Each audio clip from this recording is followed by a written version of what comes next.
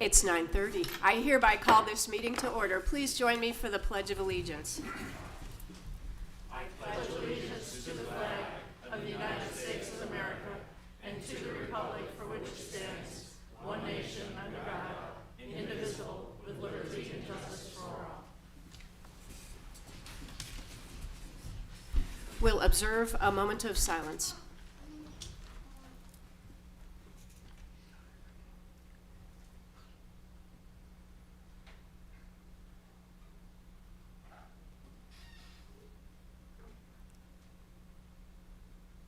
Thank you. Madam Mayor, point of order. Yes, Mr. Holland. Thank you very much. I haven't told the attendees here, but I have a meeting with ARC this morning in Atlanta, and I have to leave this meeting. But I do want to ask the mayor if she would move consent agenda A to the top of the list so we could do that, and then I can leave because I want the honor of bringing this gentleman to my right into our city as city manager. Thank you. Make your motion, please. I'll make a motion that we move consent agenda A to the top of the list. Second. I have a motion and a second. All in favor say aye. Aye. All opposed? Motion carries. Madam Thank you. Mayor, Ma'am. I'd like to ask that the second item on the consent agenda be moved to new business or new agenda items. Consent agenda item B Yes. be moved to new business. The Crosstown and Peachtree Parkway roundabout, 100% design. It is not new business. Perhaps it's old business. It is, that's fine. Okay, old agenda items. Make your motion. I'd like to make a motion to move it to old agenda items at today's meeting. Second. I have a motion and a second. All in favor say aye. Aye. Aye. All opposed? Motion carries. At this time, we have consent agenda item A, appointment of Justin Strickland as our Peachtree City manager.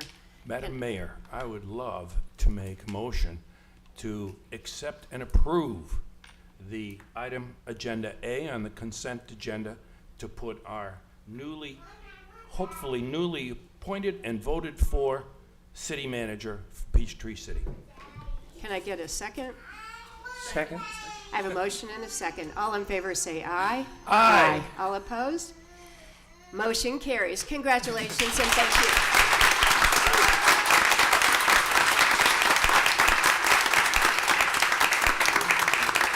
Yeah. And that boy needs to come up I wanna here take to a this picture. dais. Let's take a picture. Come on, buddy. Let's find Daddy.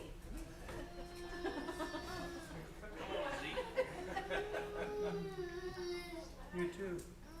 All right. All right. It's okay. It's okay. It's okay. Come on, Fred, get on in here.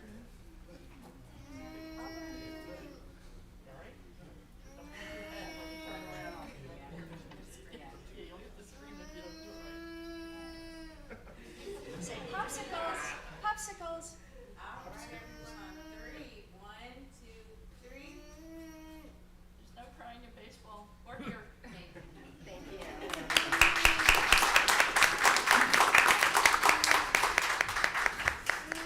And Madam Mayor, I'd like to, a point of order. I just want to say thank you for putting up with me and leaving so early today at today's meeting. But I know you're in the good hands of my four cohorts here on this meeting today. So I will be here next meeting. Thank you, Mr. Holland. Announcements, awards, special recognition, we have none. Presentation, Safer Streets for All, federal grant. Matt Flynn and Richard Fangman from Pond. Good morning, Mayor, Council, everyone. Wanted to introduce Richard Fangman, who is the consultant working for Fayette County that is managing this whole Safe Streets and Roads project for the county, and he will do his presentation. Thank you. Okay. Thank you, Dave, and thank you, Mayor and Council. I'm Richard Fangman with Pond and Company, and guys, we have the privilege of working with you all, the other cities, and the county of Fayette County, to develop a Safe Streets and Roads for All safety action plan. So, looking at how to work at making the streets and roads safer in Fayette County, not just for automobiles, but for all users. Going to run through kind of a brief presentation to show you kind of where we are in the process, introduce you a little bit to this. We'll be doing some public outreach coming up very soon, and so want to also make sure that that's on your calendars and leave you some information about how the community can be more involved. So next slide. Or is there, oh, I'm sorry. Is for me to hit? Okay, sorry. So yeah, we'll do a quick introduction, talk through kind of a little bit about the safe systems approach, give you an overview of the schedule, and talk about some goals and a preliminary analysis. Here, let's see. Get it to. How do I get to this thing? Doesn't seem to. Sorry, guys. Is it okay if I just tell you the next slide? It doesn't seem like it's working too well. It's probably me and the technology. But next slide then. And the next one, I guess, too. Next slide. Yeah, so just a little bit about our team. I'm sorry for the delay getting started here. So Richard Fangman with Pond, again, working on the consulting team. Also here is Paola Kimball with Fayette County. Paola is the project manager from the Fayette County side who's sort of administering this overall project, but this is a project that includes all the cities also as stakeholders and members on this.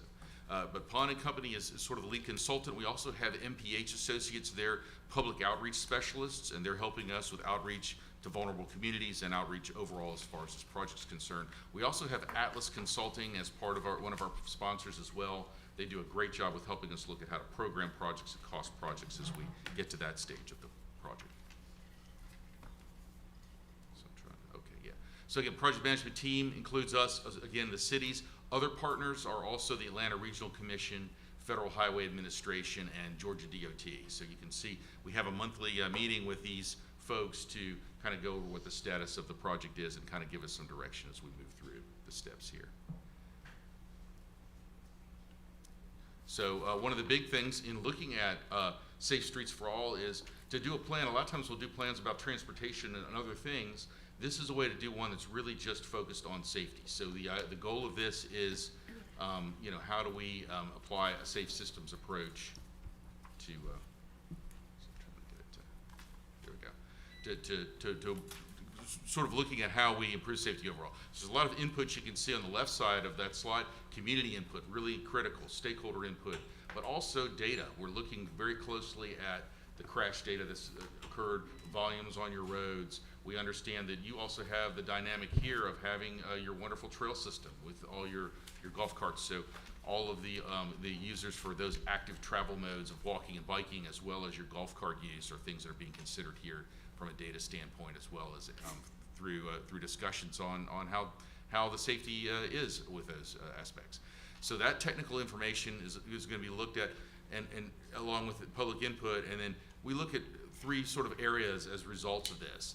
We're going towards, again, looking towards sort of the vision of having zero injuries and deaths. How do you get towards that with projects, policies, and programs? And so, there'll be those three aspects that are put in there. And so, a lot of people ask, well, how does a project and a program sort of vary?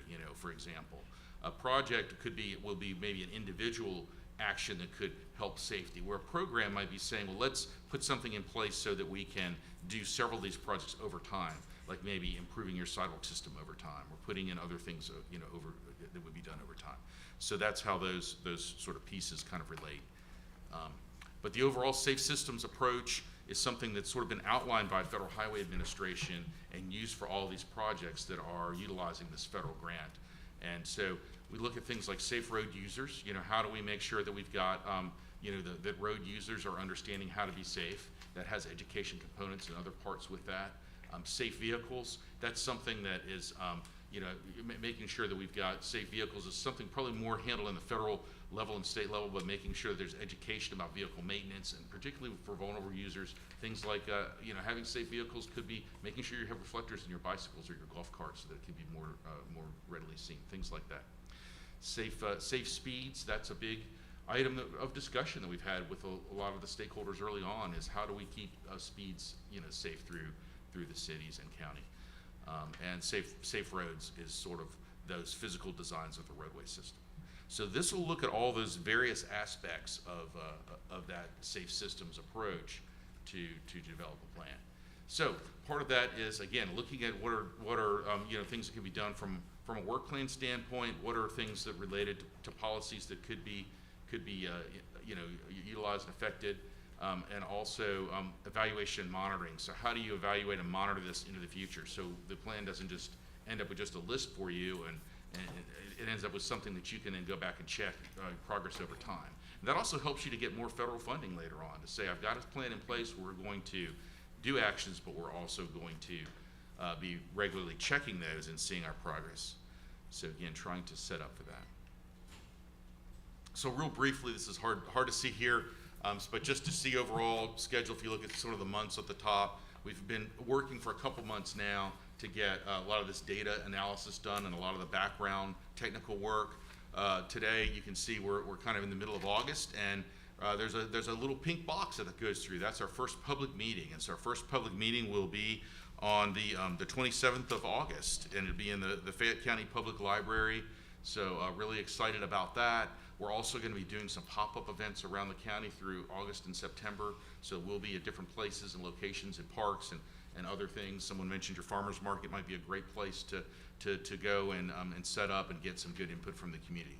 So we want to make sure that we're understanding what's important to the community and what's important to them for safety, what they're seeing out there. And so we have that, and then through the next few months we'll be doing some other activities with a stakeholders group. Again, another public meeting occurring in October, November timeframe. The whole study will be wrapping up sort of a draft at the end of the year, and then providing the final adoption sort of process after the first year. So a project schedule, again, just kind of a quick overviews there of upcoming events. That August 27th initial public meeting, and then we've got some stakeholder meetings in September, November timeframe.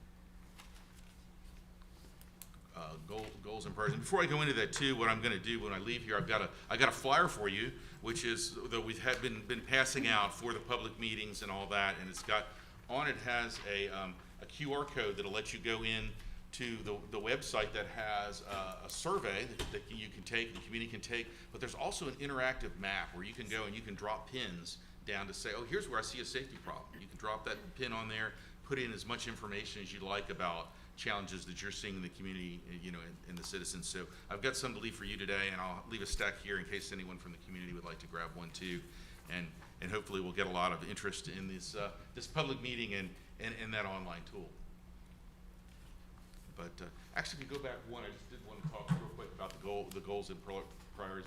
So part of this is looking at, we got this project delivers clearly identified projects, policies, and programs. But we're also looking at, considering these key safety challenges: safe road users, vehicles, speeds, safe roads.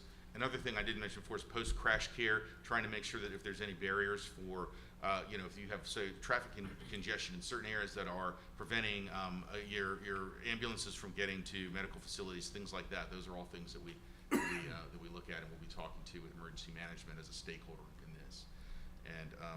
And then again, looking at the requirements and countermeasures from FHWA. And the reason that that's important, linking this to Federal Highway Administration countermeasures. They have measures, things like, okay, we've got certain things we could do to prevent roadway departure, at crashes, things with signage and rumble strips that they use in certain places, other types of things like that. There are other countermeasures that you all use a good bit, things like roundabouts that are a safety measure for high crash, intersections of certain types. So linking things to those federal highway, requirements, what that does is it helps you later on with funding to be able to say that we've got a plan that's really linked up to those criteria. So just to give you a little flavor of some of the data. We'll have more information at the public meeting and definitely more online as well. But one of the things we do is we look at where the crash is occurring. This kind of shows the crash density The darker red are where more crashes are occurring, and the lighter is where fewer crashes are occurring. And you can see right through State Route 54, kind of right through the middle of the city there, has a lot of crash intensity, also a lot of volume. State Route 74 and Peachtree Parkway are also ones that pop up. Now, there's also little yellow dots on there. Those are where there have been fatalities, and so we are drilling down a little more to make sure we're understanding where those are occurring, what the situations are that have been with fatalities over. This is kind of a summary of the past 5 years worth of data. I guess the next slide shows active mode crashes, and so these are crashes that are occurring with either bicycles or pedestrians or on your cart system. And so our next step with this, you can see this is kind of showing at a high level with the city. We're also sort of overlaying all this information with your trail network so we can get a little more specific on where some of those may be occurring on the trail network. And we're going to be following up with Dave and the team here too to make sure we're understanding a little more deeply. Sometimes when they fill out a crash report, for example, for a cart crash, it may be filled out and geotagged to like the nearest road where they're filling the report out, not always exactly where the crash is. So trying to make sure that we've got good information on that is something we're drilling down with. Yes. Tell me again for the, I think it's on. Says it is. The active mode that you're talking about here. Yeah. Tell me again what crashes this is documenting? Like is this pedestrian? Is this golf cart? Is this bicycle? Is this, what does this cover? Typically, yes. Pedestrians and bicycles are what you typically would put into sort of the active mode. We also have included the golf cart crashes in this because they're separated from the vehicle type crashes. Right. They're not the same kind of active mode, but they do have a lot of the same. They're still sort of considered vulnerable users because they're not in a big car. So. Do you track deer accidents, car accidents with deer? That is a category where, striking an animal is a category that we have data on, and we could pull that out, or if there's specific I think we need locations. Okay, is that something where you have it in that? Yeah, okay. Can you tell me who's part of the stakeholders? Yes. The stakeholders Very meeting, good. but who goes to the stakeholders meetings? Yeah, as far as the stakeholders, we've had folks from I guess the Atlanta Regional Commission. I'm trying to think, Paola, if you might be able to help me with some of the different folks who are on there. We had a lot of the different agencies involved. GDOT from several levels involved there. Atlanta Regional Commission. We've also had local folks involved here who are bicycle and pedestrian advocates were there. We had a gentleman, I can't remember the name of the organization, but a gentleman who was there for disabled persons organization. Senior citizen as well. Yeah, From Fayette Senior Services joined. that's right. From Fayette Senior Services? Correct. Yes. We have Fayette Chamber of Commerce joined. I'm sorry, ma'am. Can you step up to the mic, please? Yeah, I was trying to sorry. repeat it into the microphone here. Sure. We have a representative from Fayette County Chamber of Commerce. We also have Fayette County Senior Citizens. And we're trying to have a representative from each portion of the county. That way it's truly comprehensive. Thank you. You're welcome. Thank you. And if you'd like, sir, we can get a list of who was at our last stakeholder meeting, so you can see. And if you have other folks that you know of, when you see this list, you say, well, you should include this group. We'd love to hear that if you've got a group of interest that we want to make sure is included. So we'll make sure we get that list to you through Dave Borkowski, and then you can take a peek at that if you'd like. Thank you very much. I would like to see it. Okay, we'll do. All right.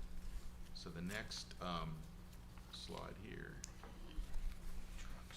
Crash density. Oh yeah. So these are crashes related to heavy vehicles, trucks. That's another aspect we're trying to look at. And you can see that a lot of those, as you would think, are focused on the state routes where you would like to see the trucks more. But there's also a bit of crashes that are happening here and elsewhere in the county on your secondary road system, where you might think, well, why are there crashes happening? Why is that even a hot spot? I don't even think there'd be trucks there.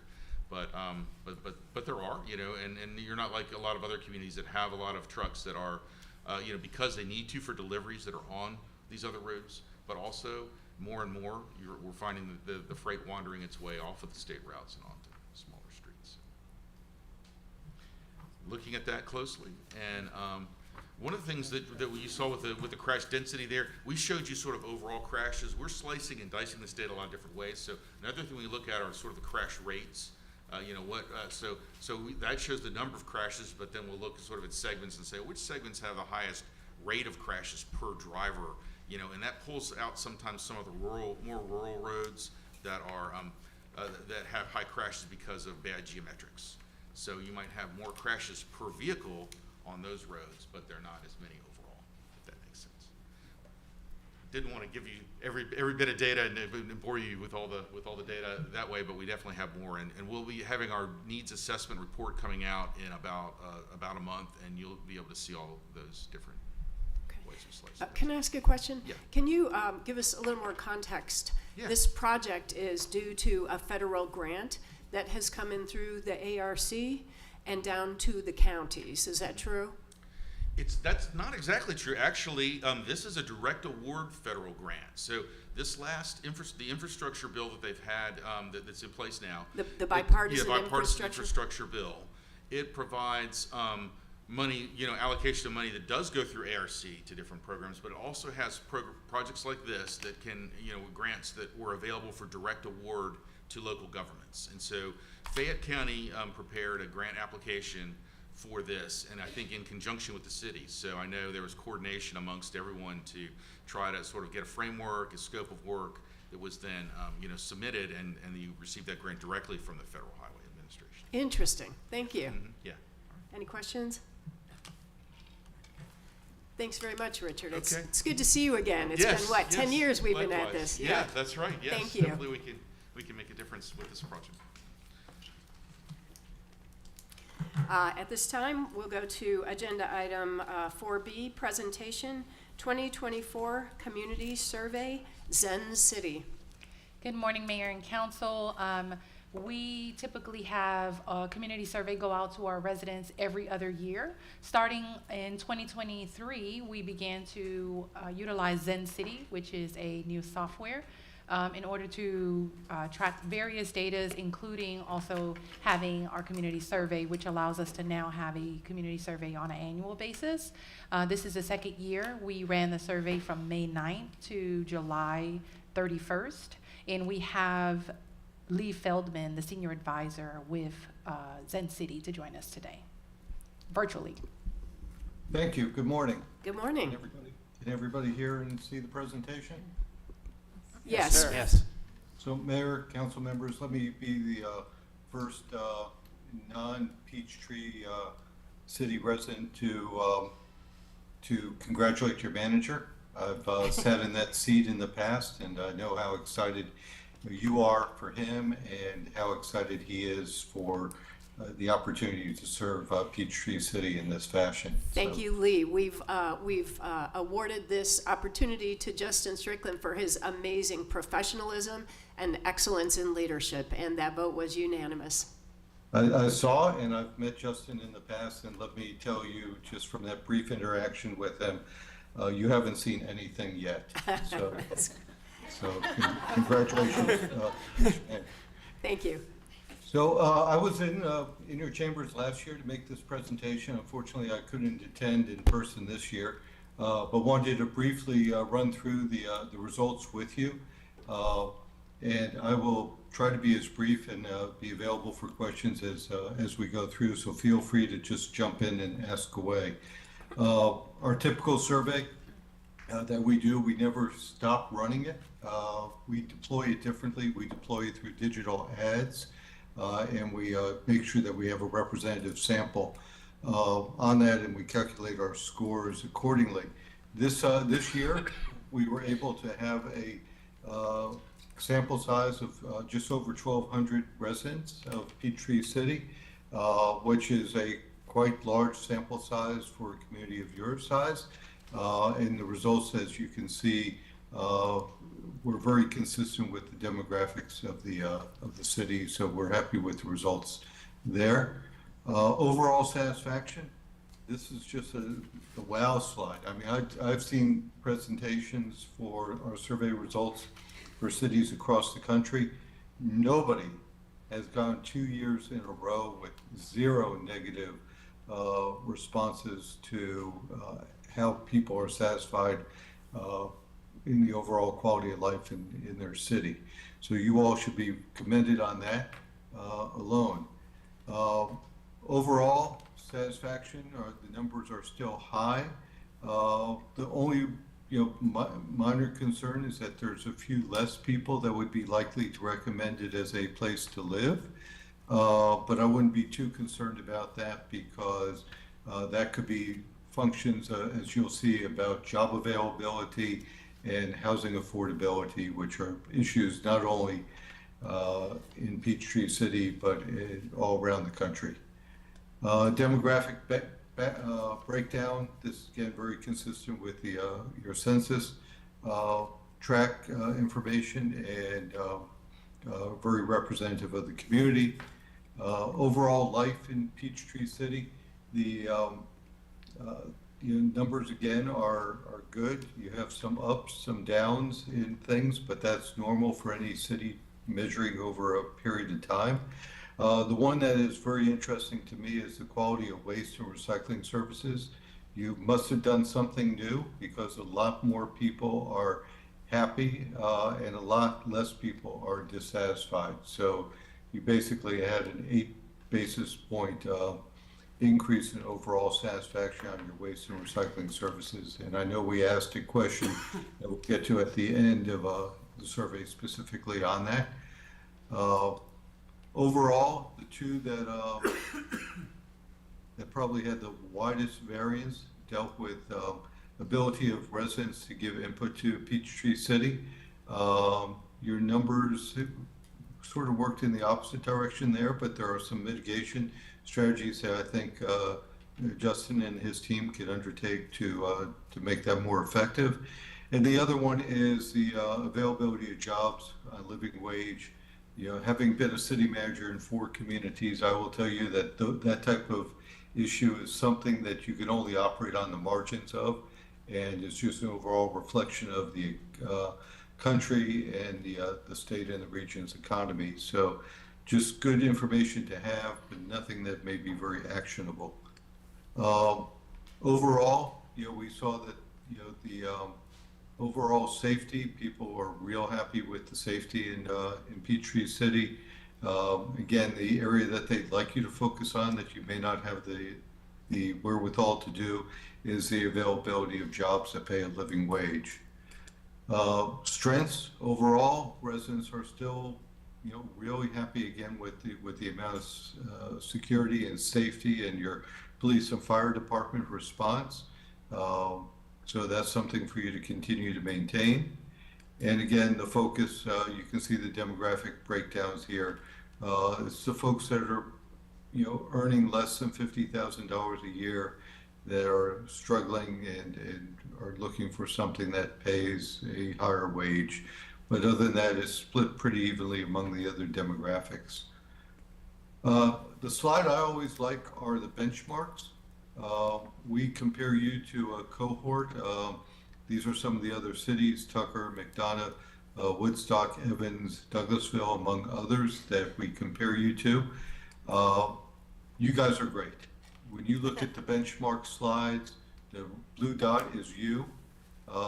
The triangle and black square are everybody else, and you continue to lead the pack. Even in areas where, like living wage, you still lead the pack on there, and affordable housing, you're right in the pack.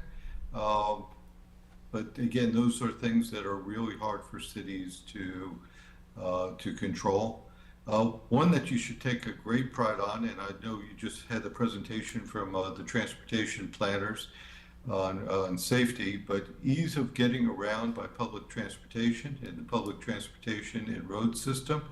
You guys excel, right? And that's probably because of your extensive trail system with golf carts.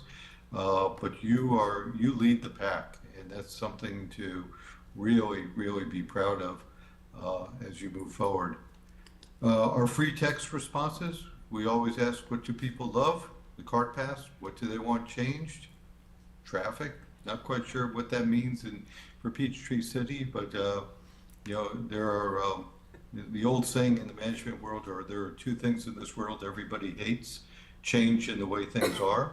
And part of that is you've got a great system of getting around, but people don't want traffic on there. So those are some of the issues that you'll have to contend with. We did some rotating survey questions that I thought were interesting. This goes back to a big basis of improvement. Do residents support a citywide mandatory curbside trash and recycling program? 58% said yes.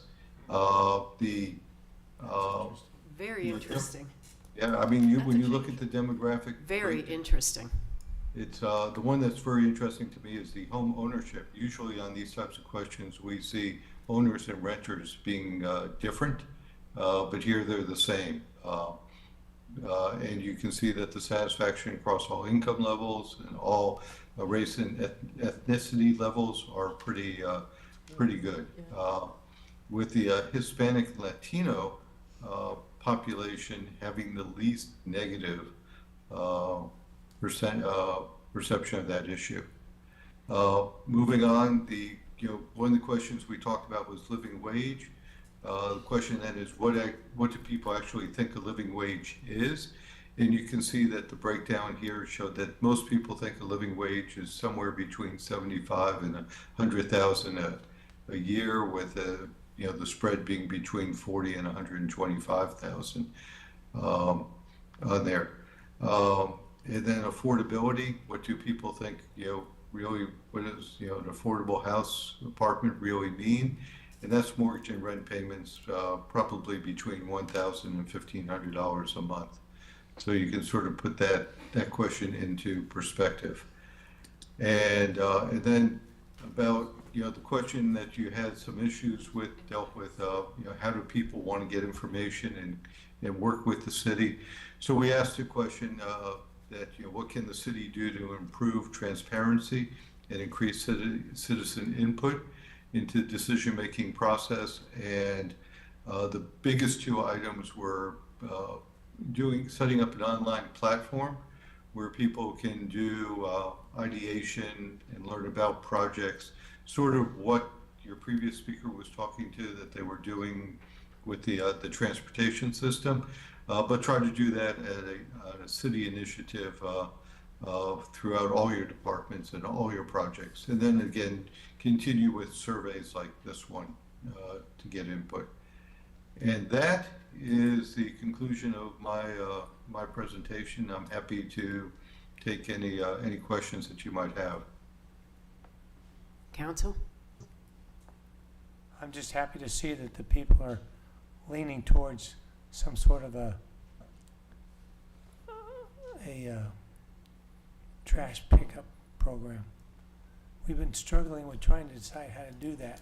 Every time we come up with something, half the city does not want to do it. So that was an interesting question. I'm glad to see the answer. Ms. Brown, anything? I have a question with regard to when you were doing the data for the income levels. Each of those brackets is not exactly equal, and it does, like if you do it like 20 to 40, 40 to 60, 60 to 80 or whatever to get hone in on specific numbers, would that give a better representative sample of what people thought, where it breaks over to, let's just say a living wage, or what income is necessary to live here is really the issue. Well, that's sort of what we tried to get at here, but we used the breakdown provided by the census. Oh, okay.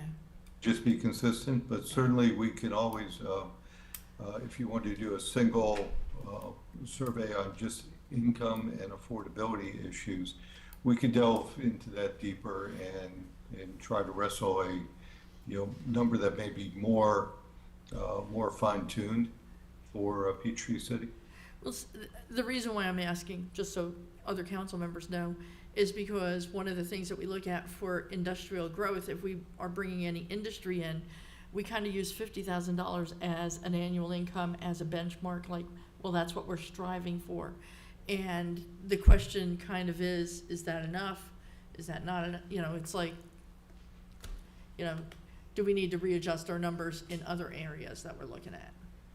Well, just from my past experience, and I'll tell you, Councilwoman, that what I've done is I've used the average median income, and then I graduate that in percentages. So 80%, 60%, 120, 140% of AMI as a good measure, because then you're getting it fine. You're getting it tuned right to Peachtree City. Right, okay. Any other comments or questions? I had one question. When you're using us in these benchmark results, how do you get the information from the other cities? Is it because you provide the same service to them, or where do you collect that data? What we do is twice a year we do a national poll, and then we break it down based upon zip codes. So we're surveying the entire country. Okay, great. All of this was great information. Thank you very much. Thank you. Yeah, I appreciate that we do this at all, reach out to our citizens, and it's important to get this feedback. 1,236 respondents statistically is actually really good with a high confidence level and a low margin of error. And I'll just leave it up to Justin and the team to decide if we have plan of action as a result of this. When it's so positive, you have to wonder what your next steps are. But we garner this feedback for a reason. And if we have next steps with this data in our back pocket toward uncompromised excellence, then we'll look to you to help us understand what to do next. I really appreciate this. Okay, thank you for inviting me, and Justin, congratulations again. There, if I can be of any assistance, you know how to get hold of me. Thank you, Lee. Have a good day. Thank you. Bye-bye.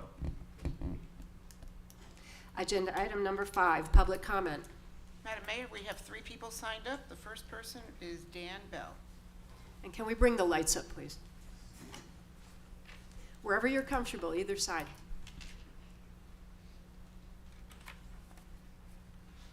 Good morning, Mayor and City Council. I'm here to speak to you this morning about the deer population. It's an issue of concern for me and I think a number of Peachtree City residents.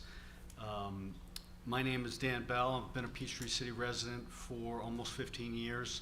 I've owned a couple homes. I've raised my family here. I'm here with my lovely wife to speak today about this.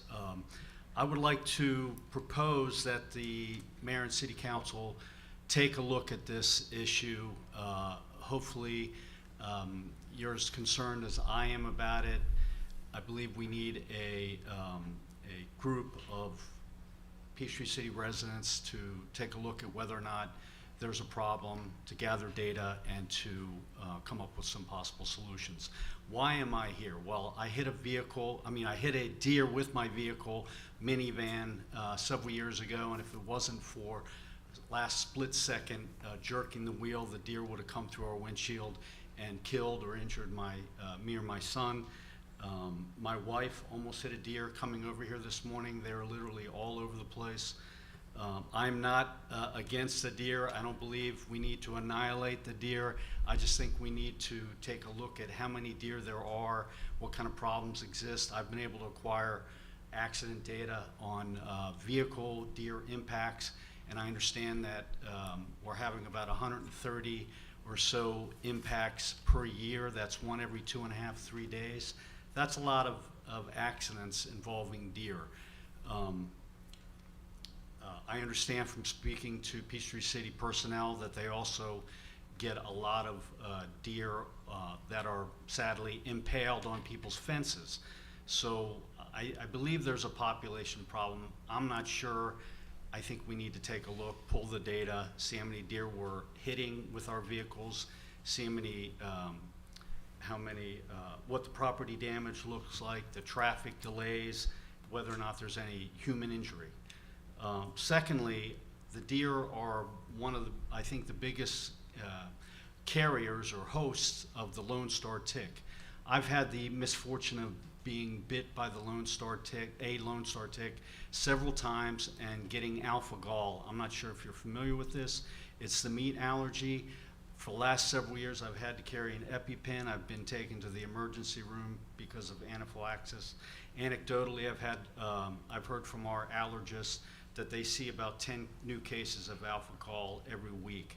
So I think there's the issue of property damage, traffic, vehicle problems, and also the health concerns that we may not be aware of. I have not been able to gather data on tick-borne diseases, but I think the CDC has that, and the Georgia Department of Natural Resources. Looks like I'm out of time, so thank you for giving me the opportunity to talk. I appreciate it, and we love Peachtree City. Thank you. Next. Next person to speak is Mr. Ralph Hale.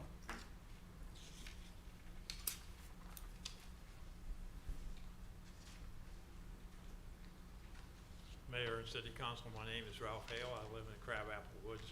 And just a brief bring up about something that's been discussed before, short-term rentals. It was, I'm not in favor of that, but I understand our local government says we're going to do it. And City Council workshop in May of 2023 had a list of all the things that we should be doing. And then it was regular council meetings brought up, talked about, but that's over a year ago. And there are still on the internet, you can look up Verbro, Airbnb, other things, listing, no specific addresses. You have to apply to get the address. I asked the lady out here this morning about it. She said, oh, well, you need a business license. So we're considering a business, mini motel in residential neighborhoods. I'm just bringing it up to say, I think we should get it resolved and set it up, applications, limit it, and it could be an income for Peachtree City. Thank you. Thank you. Next. Last to speak is Mr. Keith Larson.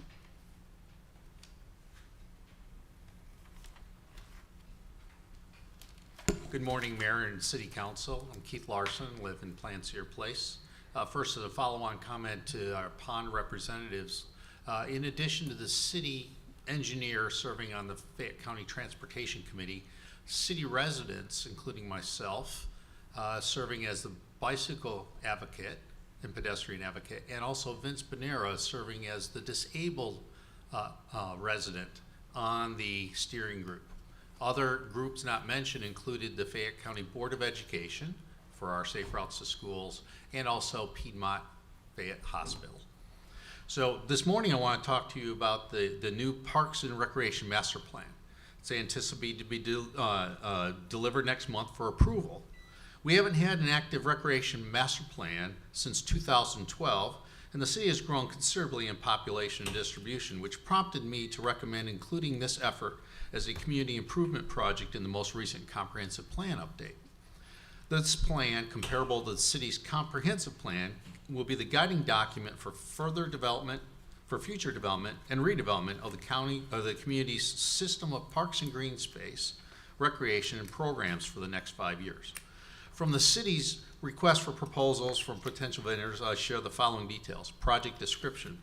The consultant will work closely with city staff, mayor, council, and citizen advisory board in preparing the Parks and Recreation Master Plan. The consultant will create a product for distribution, including comprehensive inventory, analysis needs, implementation strategy to the public, citizen advisory board, recreation department, elected officials. Scope of work, project administration.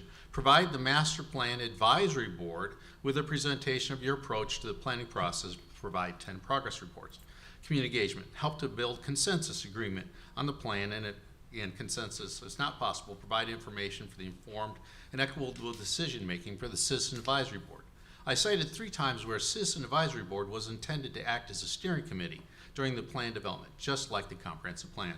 That board was not formed. The contractor is being paid for that collaborative effort, which isn't going to happen now. The only public input was a single survey. The top two recreation facilities were trails for walking, running, and bicycling. Interesting enough, stakeholder input did not solicit input from Southside Cycle Club, the Triathlon Club, or the Peachtree City Running Club. I addressed this issue to the interim city manager, and he rectified that. We did get that input opportunity in July. However, I got to ask, how many other recreation forms were missed in that planning process? So you saw the Zen community survey about public input, and here's my thought for you. During today's council topics, make of this motion, the city manager will share the draft master plan for 2 weeks of public comment prior to staff's presentation of future scheduled city Your council time work has session. expired. Thank you. Thank you. Thank you, Keith. Your comments are always well thought out. That's all the speakers, ma'am. Thank you. Agenda changes anymore? No. Minutes. A, July 30th and 31st, 2024 City Council Retreat Minutes. B, August 1st, 2024 City Council Meeting Minutes. And C, August 1st, 2024 Executive Session Minutes. Can I get a motion? Madam Mayor, I move that we approve the minutes of A, B, and C as submitted. I'll second. I have a motion and a second. All in favor, say aye. Aye. All opposed? Motion carries. Consent agenda items, we no longer have any. Old agenda item, Crosstown and Peachtree Parkway Roundabout 100% design proposal. Good morning, Mayor and Council. Previous council meeting, we had approval of the 60% design for this roundabout. We were authorized to proceed for the 100%, and we were just bringing forward that recommendation to approve them to proceed. I believe the amount was $52,000 and some change. So we're recommending approval of that so we can finish the design. Were there any questions on this? Council, any questions? In the packet, it says $51,250. Okay. I just didn't have it pulled up in front of me. Council, any questions or concerns? The questions I have, we received an email this morning, some of us, and brought up some of the issues, and I'd like to address some of those issues. Unfortunately, now I have to try to pull them up. And before you continue, what time did you receive this email? Just this morning at, hold on, 8:22. 8:22, so an hour before our meeting? Yes, ma'am. Okay. Was I included in that email? No, ma'am. But it came from a former city council member, Mike King. He brought up several issues, and I would like to at least gain answers to those issues before proceeding with this. So, Sure. I forwarded it to Justin. Did you have a chance to Yeah. send it to him? Yeah, Okay. Dave's looked at them. I mean, Okay. do you want to ask him, or do you just want to have him go through? Well, if you'd like to go through, I Sure. mean, you have it in front of Yes, you. If you would I just have go it. ahead and address that, I Sure. think it's appropriate at this point. No problem. The first question is, or the first issue says the neighbors do not want it. Talking specifically about the northeast corner of the roundabout, that's the Brookfield subdivision area. Just so council is aware, we had actually met on site with representatives from that HOA to talk about this project many moons ago on this, to specifically get their feedback and concerns. And their concerns were the green belt on the corner, the northeast corner.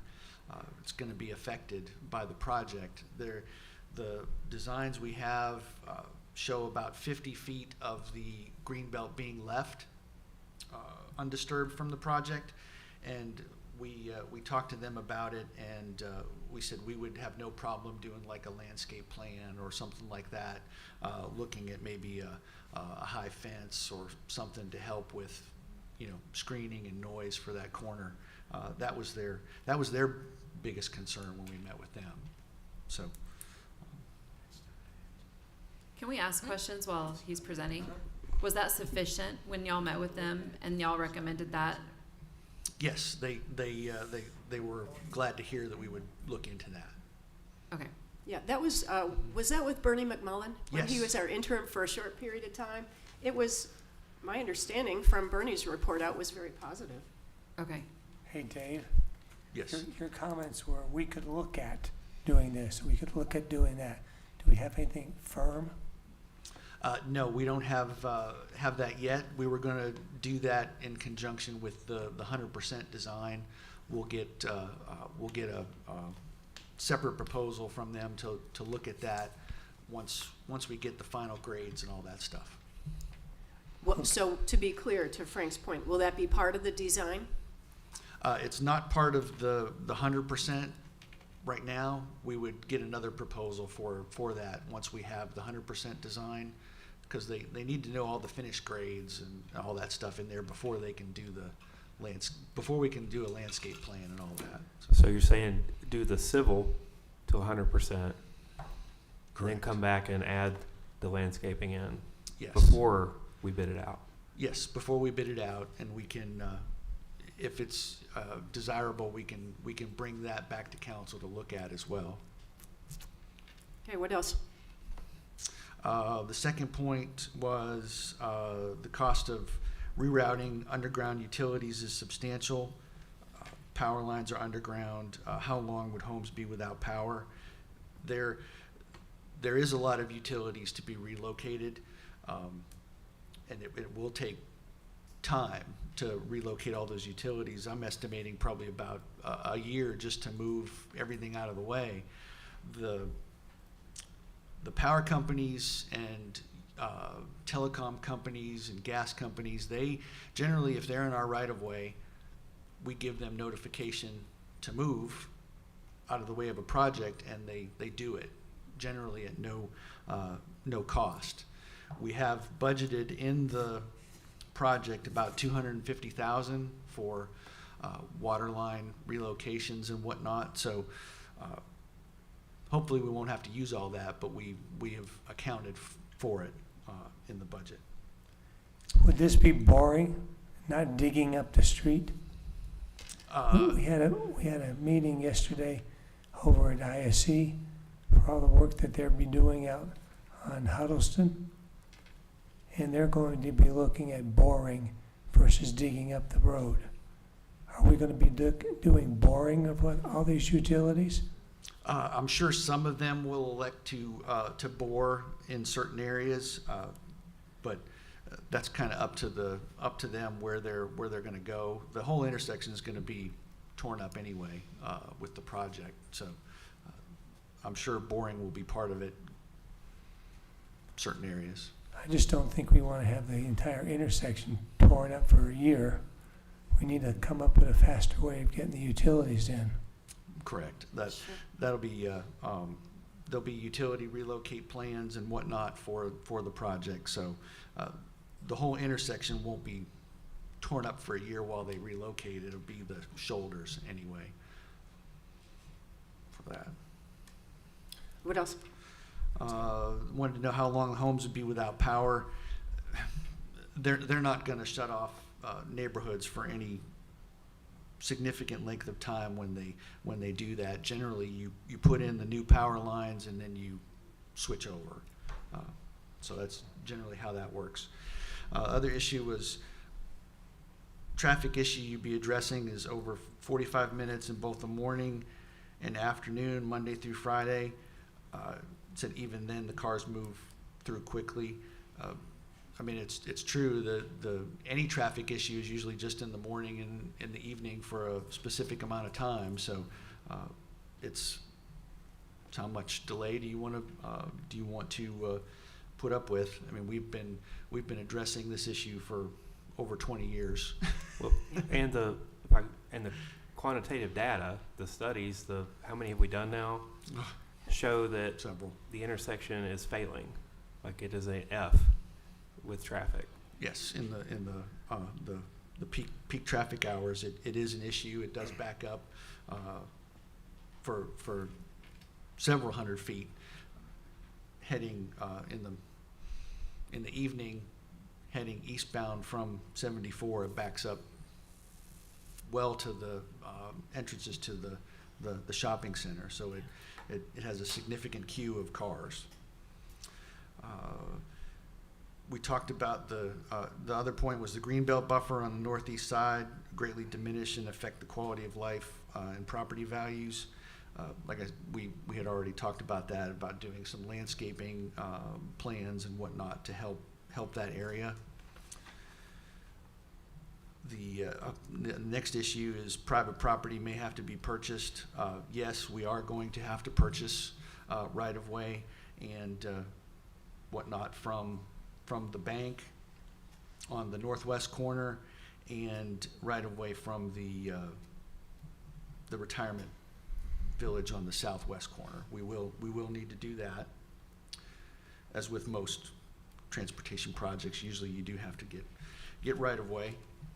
And then they pointed out a possible solution. Why would you not construct a lane from the entrance to Mucklow's eastward to the intersection, allowing traffic to flow freely for southerly commuters? Southward traffic from the parkway could easily be restricted to the left lane, with the right lane restricted to turning westward. I think we've always said anybody with a driver's license is a traffic engineer. I think we've said that before. We have looked at this numerous times, and the recommendation from several different engineering firms is to do a roundabout. If the desire is to mitigate traffic congestion, it's to do a roundabout. So. Any others? I haven't seen it, so any others on the list? That's it. Okay. That's it. Council, questions or concerns? One concern, Madam Mayor. I haven't been in favor of this for a long time. We've talked about it at least since I've been on the council. And it always comes back, when you look at the studies, yes, they're Fs. The intersections are typically Fs. My only concern is that we have to come up with a way that we have less impact on the people. Tearing things up and having a lot of concern for the landscape, as well as the way the roads go, is one part of it, and the traffic is another part of it. But the bottom line is going in there and tearing everything up and not having a plan for how we put it back together right in a timely manner bothers me as much as just doing nothing. And I'm concerned that we don't really have a plan. We have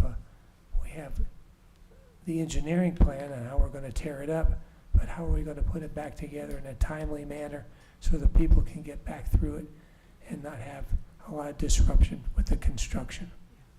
If I may, there are several recommendations by engineering firms that this intersection calls for a roundabout. It's a failing intersection. Yes. We've heard from Mr. Fengman himself, arguably the region's foremost expert in traffic and traffic safety, who told us today that roundabouts reduce crashes, improve safety, they reduce injury rates. The thing to remember is if someone is injured in an intersection, a four-way stop, it's usually because somebody blew through the stop sign, and the injuries are much more serious, as opposed to a roundabout where the injuries are likely to be a fender bender, a much lesser incident and incursion, and a lower likelihood of injuries. Our safety buddy isn't here this morning, but there is no question about roundabouts improve injury rates, improve traffic safety. I will say that to receive one email an hour before a meeting by someone who omitted the mayor is an interesting approach for anyone to take who has a concern. I think that we're all very, very accessible and could have had these conversations at the appropriate time. I remember well, to your point, Mr. Distadio, I remember well the conversations that Dave and Bernie McMullen had with the Brookfield subdivision, and they were more than satisfied. The subdivision was, heard, and their concerns were addressed. And yes, to do any kind of improvement at the intersection, roundabout or otherwise, is going to involve a certain amount of relocating utilities or purchasing right away. Anything we decide to do to improve that intersection is going to cause a certain amount of disruption. But I think we need to keep in mind the end game is increased traffic safety, increased throughput in the intersection. The county has already placed a roundabout south of this intersection at the intersection with Red Wine Road. So we will all be driving roundabouts, which is to our incredible advantage. I think there's something to be said for this council. If there's one thing I brag about with this council, and there are lots, besides having majority female and knowing how to come in and get the job done, one thing that I brag about this council is some of these issues that have been in the books for 20 years.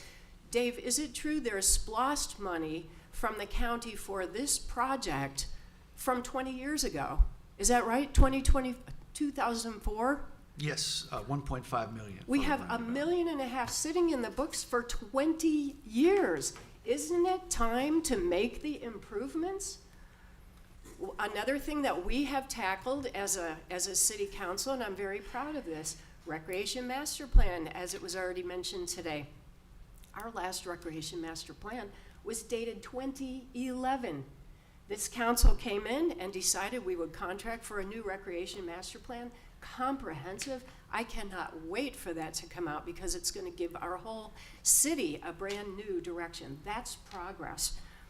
We had deferred maintenance in this city to the millions of dollars. Deferred maintenance. Facilities, we took a whole day in March, this council, on a bus and toured our fire departments, our police department, our playgrounds, our parks, all left unmaintained.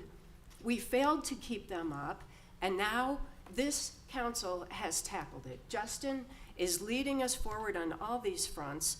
The roundabout is one more on a list of things that have been deferred for decades that now need to be done to the benefit of our city and to mean uncompromised excellence for all of our citizens. I cannot imagine that we would even question the need for this roundabout. That's been made very, very clear by a legion of experts.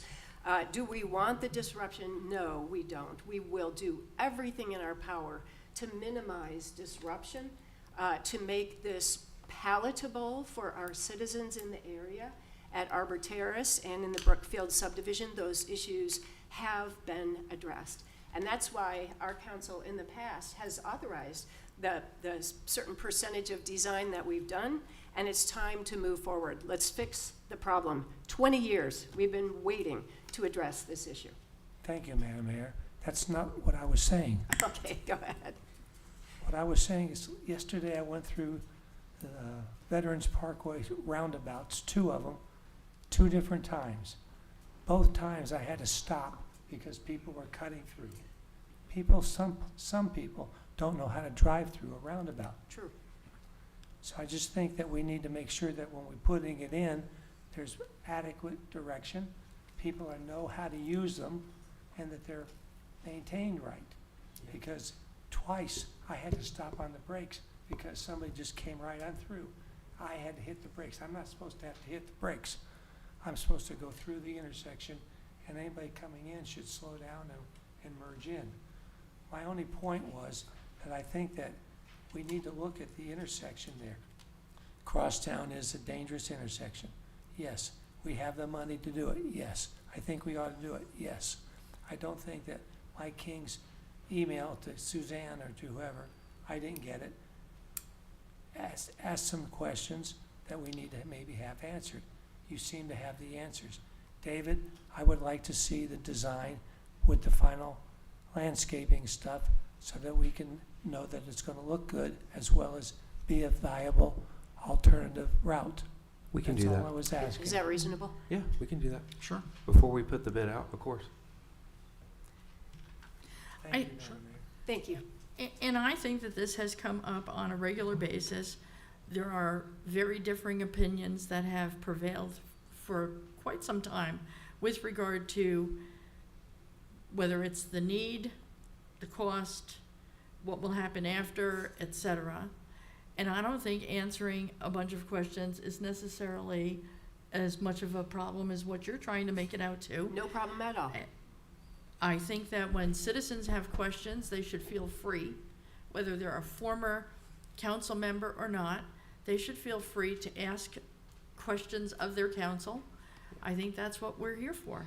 And I think that bringing this up and providing a format to somewhat discuss in the open, that's exactly what's needed. I've had my own concerns about this particular project because of the cost, whether or not the cost justifies doing it at this particular intersection or not. And I have a lot of people, I go through that intersection all the time. Every time I come up to City Hall, I go through that intersection. So I live it, I know it, I see it. And I know a lot of people that I speak to have serious concerns about what's going to be next. Because several of them are fearful that if we put a traffic circle there, it means that we're going to open up TDK Boulevard, which I've already addressed that issue. So hopefully they know we're not doing that. But there are people in that section of the city, I know because I live there, who are fearful of that. And I think and Mike does not live very far from that intersection either. Right. He's about 4 blocks away. Right. So for him to bring up that issue and throw these things out, I think we just need to discuss it. So that's important. One other thing, and I'll ask Dave if we can do this. When we get to 100% on civil, we do the landscaping. Let's meet with that HOA again and show them the landscaping and where the buffer, how much buffer will still be there. And let's make sure that they're signed off on, that we're doing what we promised them 2 years ago. Yeah, that's no problem. I think that's reasonable. Yeah. Okay. Anything else, Ms. Burrow? No, I'm good for now. Ms. Johnson? There's already been so much said on this, but I do appreciate the fact that we had the Pond Study people come in and Zen City today with this as our issue, because what we saw is roundabouts are safe. On each of these maps, this intersection, I looked at each one specifically, was marked as a problem area. It is failing on the word cloud that Zen City gave to us with the things that our citizens value. Safety was high. The things that they want fixed, traffic was high. A roundabout here would be a solution to that. Growing, it hurts to grow sometimes. There's sacrifices that we have to make. Those will be short-lived. I think for the long term, this will benefit the future of our city. So I would be in support. All right. Can I get a motion? Madam Mayor, I motion that we approve, would it be old agenda item now? Old agenda? Yes. Item, Crosstown and Peachtree Parkway, roundabout 100% design proposal. Do I need to quote the funding source? Yes. Funding source, 2017 SPLOST. Well. Do I need to say the account? Hold on. In the amount of Oh, I see $51,250. it. That's okay. In the amount of $51,250. Do I have a second? I'll second that with the caveat that we add the landscape to the package before it's finalized. Okay. I have a motion and a second. All in favor say aye. Aye. All opposed? No. Motion carries 3-1. Thank you. Thank you. New agenda item 82405, ordinance number 1223, council meeting time amendment. Good morning again, Mayor and Council. This ordinance amendment was born from the last retreat, which was on July 30th and 31st.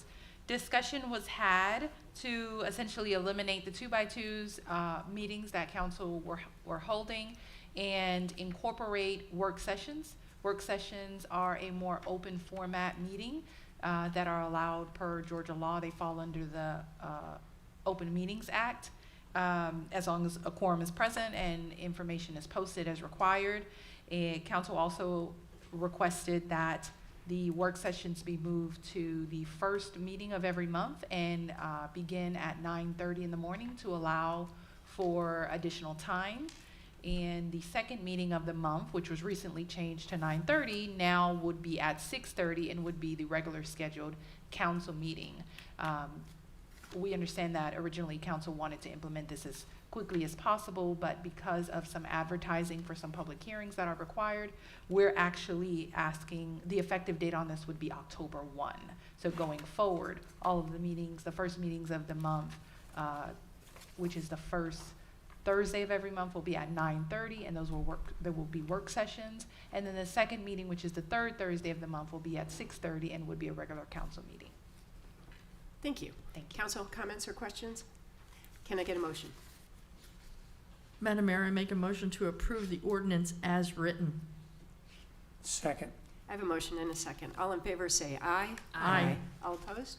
Motion carries. New agenda item 82406, ordinance 1224, public participation amendment. It is me again. So again, from our, another seed that was planted during our retreat was the fact that residents are unable to speak on agenda items during the actual meeting that they're present, or that they're going to be discussed or voted on. And we heard in our presentation from Zen City that one of the concerns that residents had was the inability to communicate or share information with council or Peachtree City government. So this is another move to try to help mitigate those issues that residents have. And what this ordinance actually provides, it's actually merging both the policy, because we mentioned in the past that we were moving away from utilizing public-facing policies. We were moving those into ordinances, so we actually are doing that with this process, and we're amending the current ordinance to allow for residents to be able to speak on agenda items during the meeting, even if the item is on the actual agenda.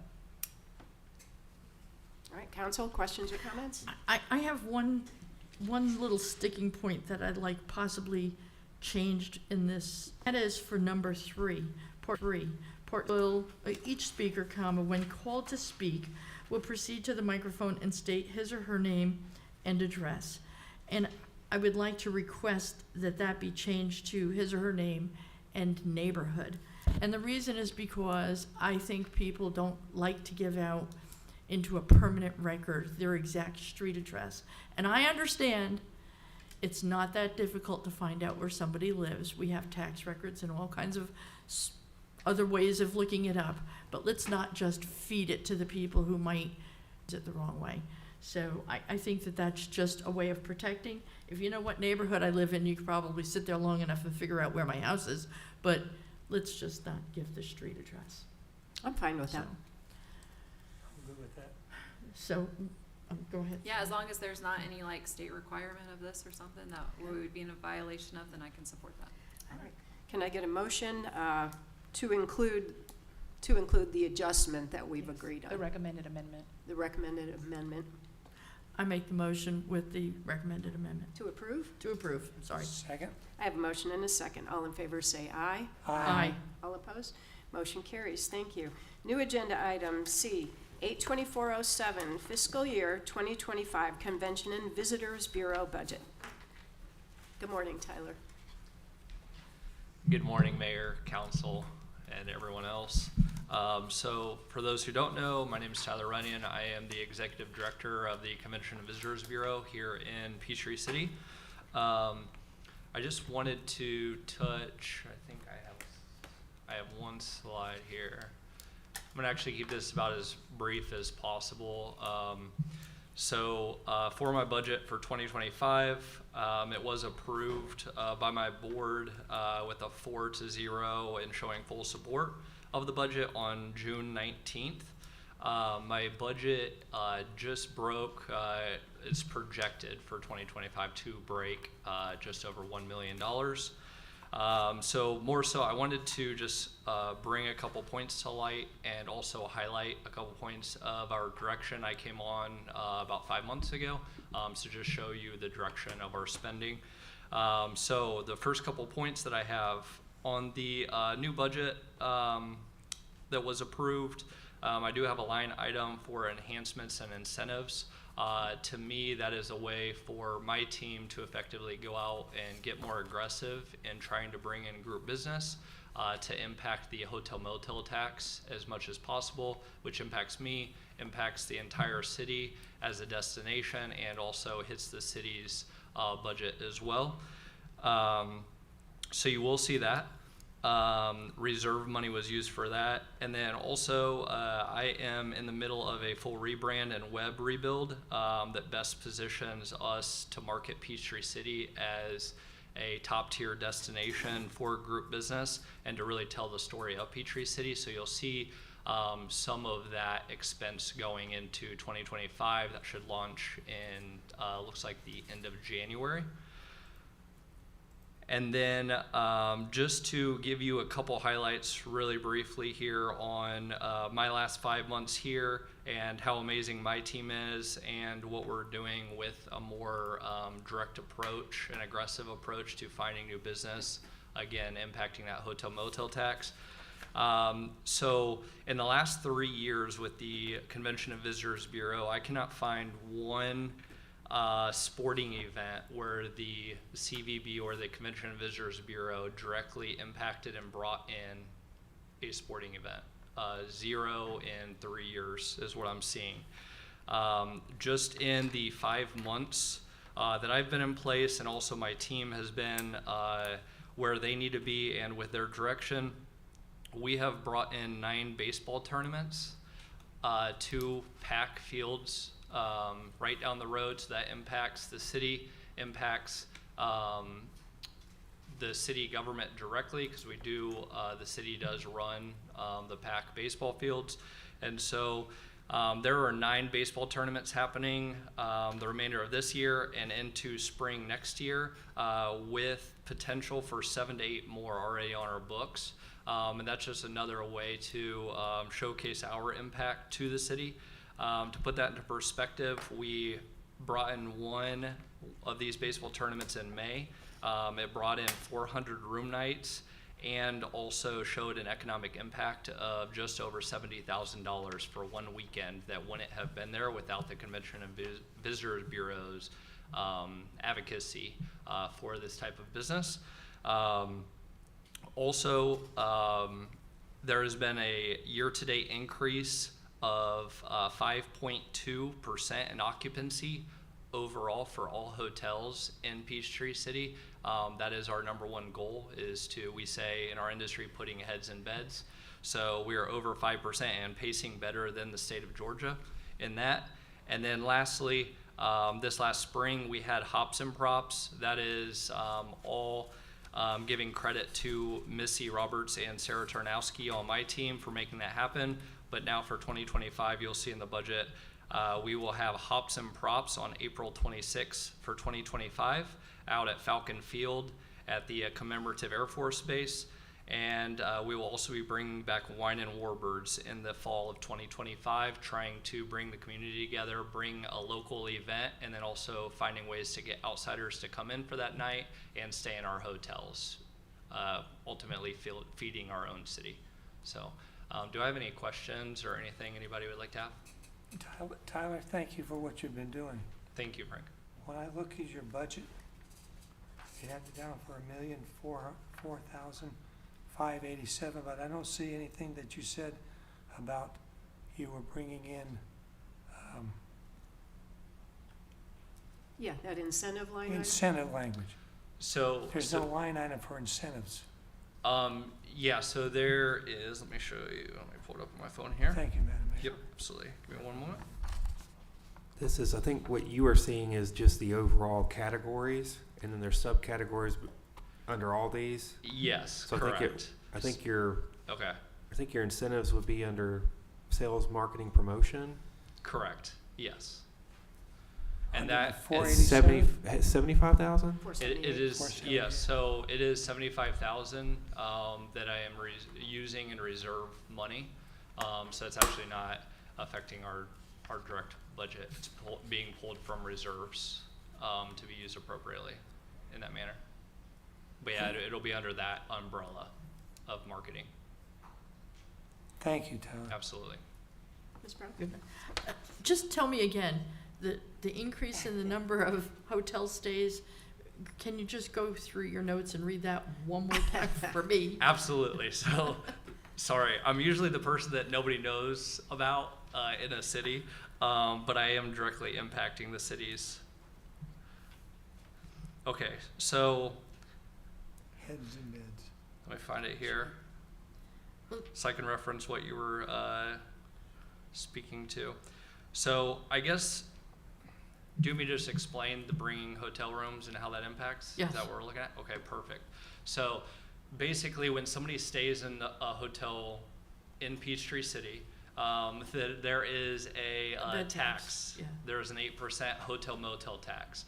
So a portion of that tax goes to the city itself, and a portion comes to me to then provide outreach to bring business, future business, to Peachtree City and refill those hotels. So it benefits my budget, also benefits the city budget, and the beautiful thing that citizens should be happy about, and the residents, is they're not paying that tax. It's outsiders coming in. So whenever you have an event, like actually one just started today out at Planterra, it's called AJGA, the Junior Golf Association. They're having a tournament out of Planterra. That's probably going to bring around 200 room nights to the area. So now that tax money trickles down and kind of feeds back into our city. Okay, so you said the numbers had gone up 5%, which year over year, what's the time frame on that? Year over year. Okay. Yep. So 2024 potentially is running at Is- 5% is higher than what we saw in pacing- 2023. Exactly, Okay. pacing 5.2% higher currently. And that's for all hotels in Peachtree City. Okay, thank you. Absolutely. Ms. Johnson? Well, I know who you are, Tyler. Hi, Laura. Sorry. No, thank you. Thank you for all you're doing. I appreciate the fact that you're looking through and examining everything going on in the city and finding where we can be better and working on that. So thank you for all that you're doing and your team. Absolutely. Thank you for your support. All right. I don't have any further questions. Can I get a motion? Oh, Ivan? y'all are looking at me. Okay, I motion that we approve agenda item, as submitted. Sure. Can I get a second? Second? I have a motion and a second. All in favor say aye. Aye. All opposed? Motion carries. Thanks very All right, much. thank you. Thank you. New agenda item D, 82408, fiscal year 2025, Keep Peachtree City Beautiful budget. Al Yogo. Here he comes.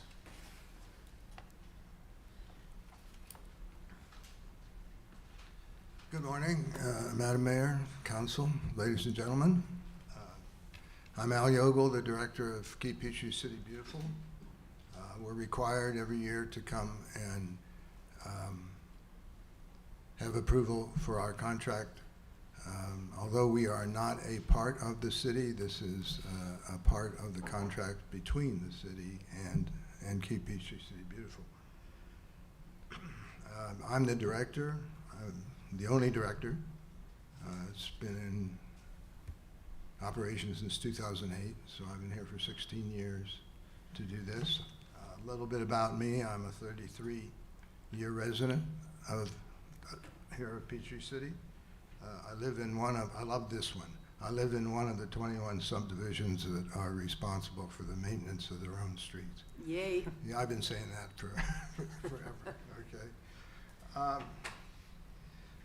Something else about me you don't know is as a junior and senior in high school, I had a name, Yogi, that you like to be recognized by something, and it was only years later that I wondered, was it Yogi the Bear, which wouldn't have been very polite, and I thought maybe it was Yogi Berra, if anybody remembers the catcher from the New York Yankees.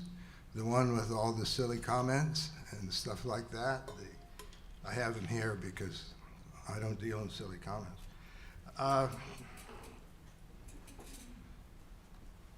It ain't over till it's over. Amen. I always like that.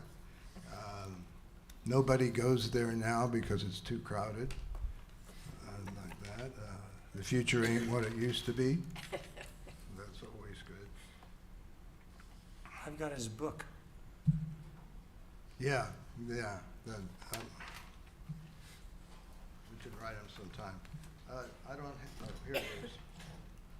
So I thought, I'm a yogi, he's a yogi, he's got these silly comments, and so maybe I could honor him by having a title of the presentation today.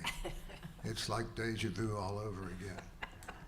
Now, why is it like deja vu all over again? Because this is the third year that this same budget has been presented to the city. It's probably the only thing that's remained the same in those 3 years is the budget, not what the budget has to deal with. But we all know what those issues are, so I don't want to run into that. I'd just like to go over this because we do seek your approval.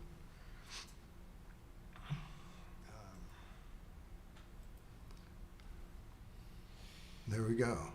Whoops, I probably just changed something. You can see the, excuse me, I don't work out of my iPhone. I'm sorry about that. There's the revenue. The revenue mostly, other than contracts with the city, is that $1 per quarter for the waste hauler fees. If you have any question about that. Franchise fees, every homeowner that, or home renter that has curbside waste pickup, which includes, if they wish, recycling pickup, pays $1 a quarter in a fee that is paid to the city, and the city in turns pays us to us.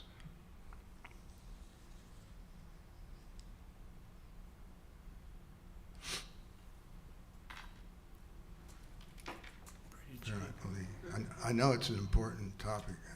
There we go. Okay. There's how the fees are made up. We have 2 contracts with the city. One to run the Rockaway Road yard waste recycling station and litter pickup. I make a point that it's an important concept here in the city, an important concept for that because we require proof of residency to come in to deposit the leaves and trees and so forth and so on, which the city has to grind and have hauled away. So it's an important thing. We have a contract for maintaining the cart path system. We inspect over 130 cans a week. Some of which have household, my favorite line, household trash on the cart path system. We have a contract to visit Line Creek once a week to clean up the parking lot and the paths. Here's the revenue from recycling.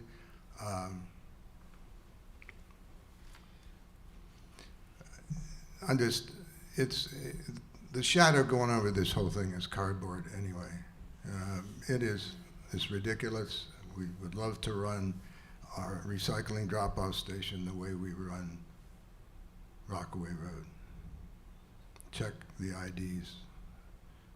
It is, well, as you can see, the last item, we've had a 350% increase in cardboard. Before COVID, we did about 220,000 pounds of cardboard. We'll do 1 million pounds this year.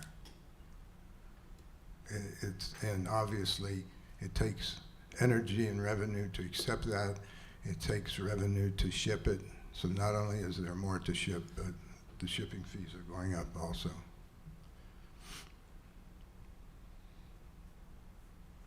Here's just the budget expenses. The only thing I have to say about this one is that first one, the $2,000 for the 990. It was always been a part of the contract where the city pays for that. One of the previous managers of the city snuck in $2,000 one time, and it's been remained there. Where is that? Will you point that out to us, Al? Very Top first line item. It's a contribution we make toward the annual 990. I'm out for any money I can get. You can take that over. The last item, well, I'm sorry.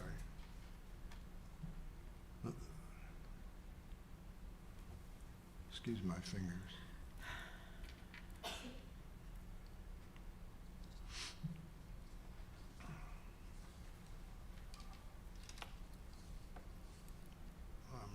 I'm sorry. I'm looking for revenue and recycling.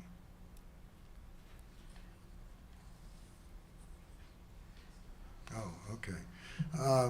Just again, that bottom line, I want to emphasize the 350% increase in cardboard. That goes along with, I know you're going to ask me about the closing of the hours on the weekend. It's out of control. It's out of control. We spend a whole day trying to clean it up and so forth, which is why we went there.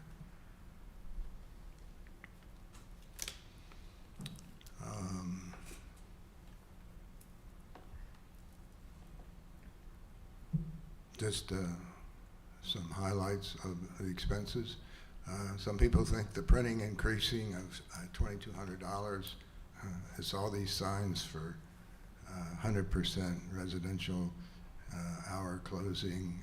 Signs go bad when people service our bins. They run over the signs and stuff like that. It's a small amount.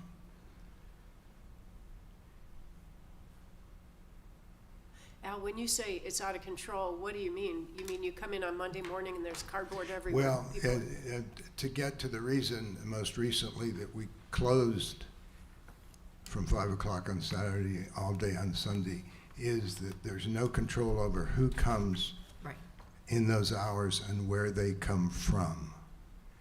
And it is tremendous, not only the increase, but how it's left. It looks like Christmas. It's a big pile that takes with the assistance of Public Works and our people to clean it up. And if we spend a day cleaning up, we're not on the cart pass system, we're not doing other things. And so we try to control it. And then we're there when those people do come in. So yes, it's out of control. We have no, and that's not to talk about the sofas and the children's toys and the styrofoam. And I don't want to be political, but we hate stimulus checks because everybody buys a big screen TV and that comes with a whole bunch of styrofoam, and it's hard to get control of it. Audited for 2023. And there's another one. The future ain't what it used to be. Just a couple more points on that.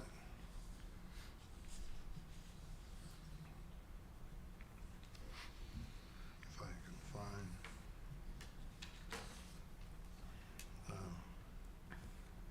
Excuse me, I'm having trouble with my slides.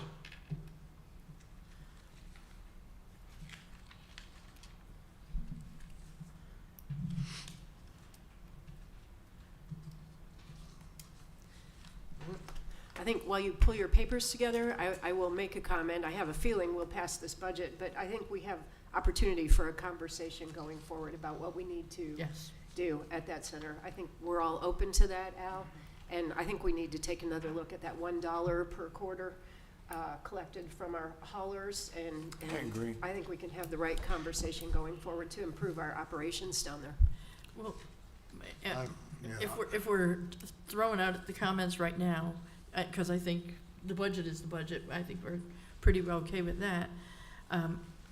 I've been over there on a Monday. I've seen what you deal with when you first show up with the cardboard and some of the mountains of stuff and some of the stuff that's being dropped there. What are our options in terms of closing that area when it's not manned? And what are our options to really check the IDs of the people like we do at Rockaway? you know? Right. Because these are options, we as a city are burdening ourselves with, paying for out of the city cardboard, whatever, things that are getting dumped there, People go to the dump to drop off a sofa, find out they have to pay to drop it there, and so they come and they drop it with us. Yeah. And, something that's completely not acceptable, but it's happening. So, I'm sorry. I was just saying, I think maybe we need to have some sort of a come to Jesus moment about, what can we do and what can we put in place and procedures that we could follow that might mitigate some of these issues, because Al, this is like the third or fourth time I've heard Al say very similar things. And of course, I think the first time I heard you say it was when it first blew up during COVID, when everybody was shopping Amazon and cardboard became like the thing that was choking you to death. That has not changed. No, not at all, yeah. I think we need to find a better option. Agreed. So Al, if I may, we had a discussion during the fee schedule workshop in April or May, and Al attended, and we talked about what changing the fees would look like for the waste haulers. There were a couple options we threw out. We as staff, we have done footwork since that meeting. Al has proposed, I think $1 per month is what you proposed to us. And we've been looking at it. I just told him this morning that we have looked at it. I want to sit down, me and him and Jonathan and probably Jasmine and a couple other people, to talk about what that looks like, how he would, if we go to $1 a month, what's that going to fund? Like, how's that going to change his funding? Can we get it back to weekends where we staff it every day? Is that going to give us enough revenue where we can have it open to citizens and staff it every day? Do we go to doing IDs at the recycling center like we do at Rockaway? And then also what that looks like for closing when they're not there. The biggest problem, or the biggest logistical issue we face of closing it, and Al knows this, but the biggest issue the city faces of closing it when nobody's there is that that's where our city vehicles fuel up. So like we still have to have, our vehicles have to have access to get into the area to fuel up. So that's like the biggest logistical hurdle we have to face permanently, figuring it out as far as, dumping that's not supposed to take place after hours. So it's a fencing issue, barriers. Just how to do it best. Yeah, we've been lucky enough that the last, I think, 3 or 4 Saturday 5 o'clock closings have been a coincident with a performance at the Fred, and the auxiliary police department puts an officer down there with his light bar on, and anybody who comes in and sees our barrier that is closed associates the light bar with breaking law, and it's been great. They turn around. Yeah. Problem solved. Yeah, I'm scared the first time the Fred doesn't have a. And we do have cameras out there right now. It's just a matter. We got 5 cameras. It's just a matter of going back and looking at it. And it's a lot of work once they do it. Personally, if we could run it like Rockaway Road, that would be my favorite. That would be the most effective. We've turned into, Amazon, you can shop at home now. Well, what do we do with the cardboard? Well, that's your problem. And we limit the people, we limit a lot of other things, but yet we open up our drop-off center to everybody, anywhere. Yeah. I think that's wrong. But anyway, thank you for helping me with my presentation. Thank you. Can I get a motion on the budget? Madam Mayor, I make a motion to approve the budget as submitted. Second. I have a motion and a second. All in favor say aye. Aye. All opposed? Motion carries. Thank you. And we'll have some meaningful conversations going forward. New agenda item 82409, plumbing code update. Robin Caillou. Okay, this is great.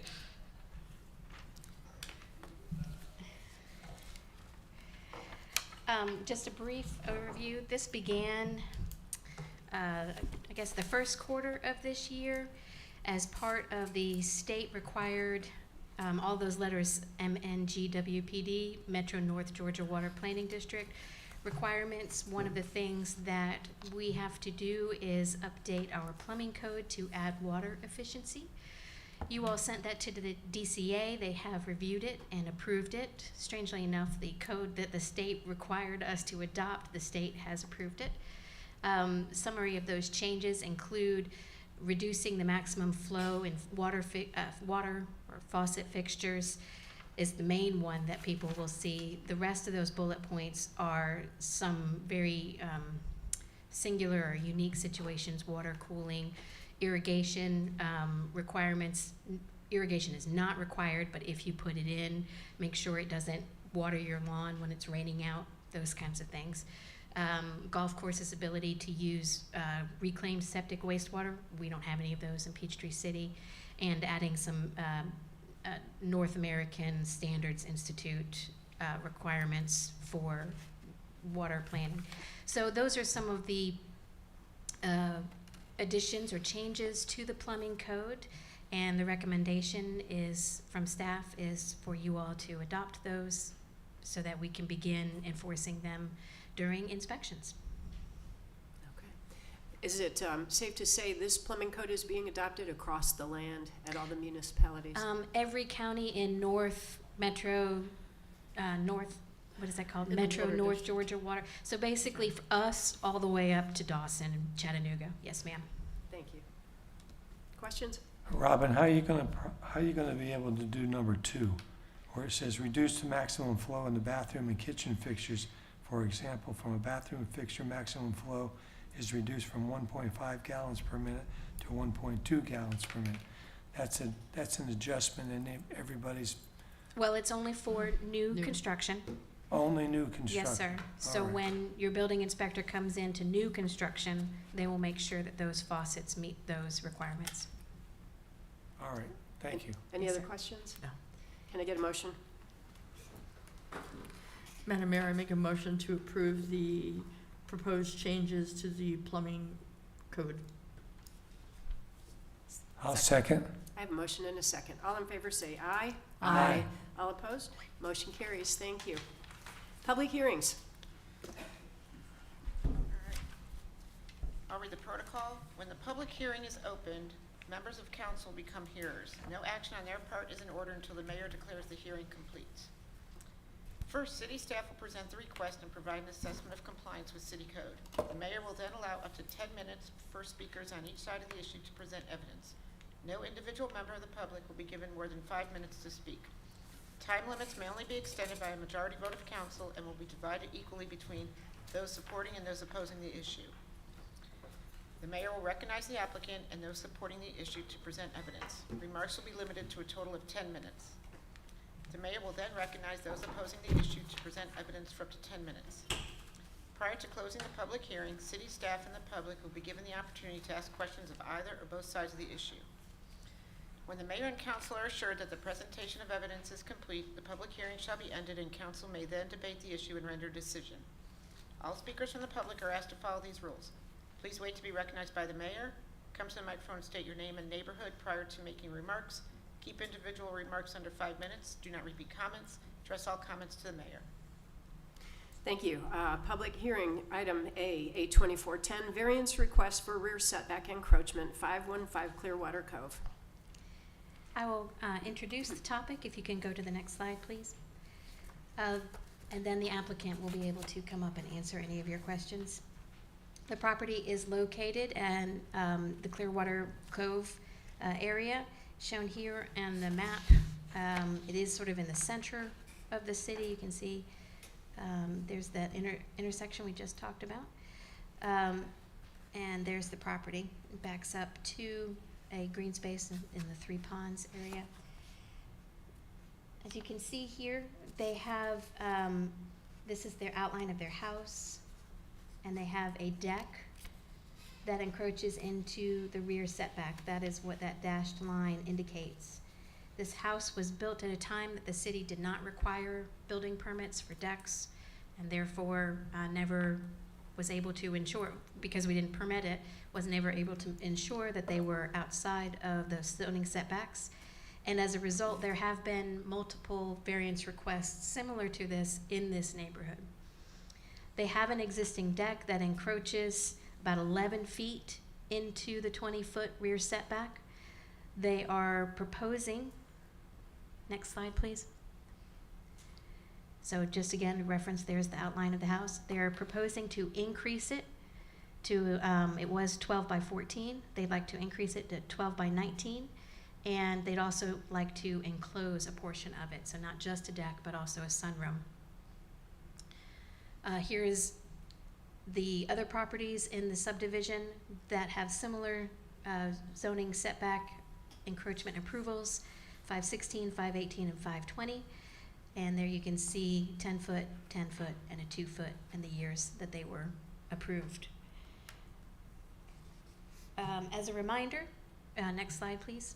We do need to, our ordinance states that there are 6 criteria that should be proved, including special circumstances applicable to the property or the proposed development, that the literal interpretation would create a practical difficulty, that the granting of the variance would not constitute a special privilege, it's not materially detrimental to the public health, and would not create inconsistencies with the comprehensive plan. So I believe the applicant is here, and if you can go back a slide, that would be great, to answer any questions that you may have. Would the applicant care to share any comments? Where are we? Raise your hand. Oh, sounds like, okay. Applicant is not here. They were informed, and the Okay. sign has been posted. Okay, thanks very much. At this time, I'll open the public hearing. Is there anyone who wishes to speak in favor of this variance request? Hearing none, is there anyone who wishes to speak in opposition to this variance request? Hearing none, I hereby close the public hearing. Council? Laura, you want to start? I don't mind starting. Okay. You know, I don't usually, but I Go for it. go for it. I do not think this is materially detrimental.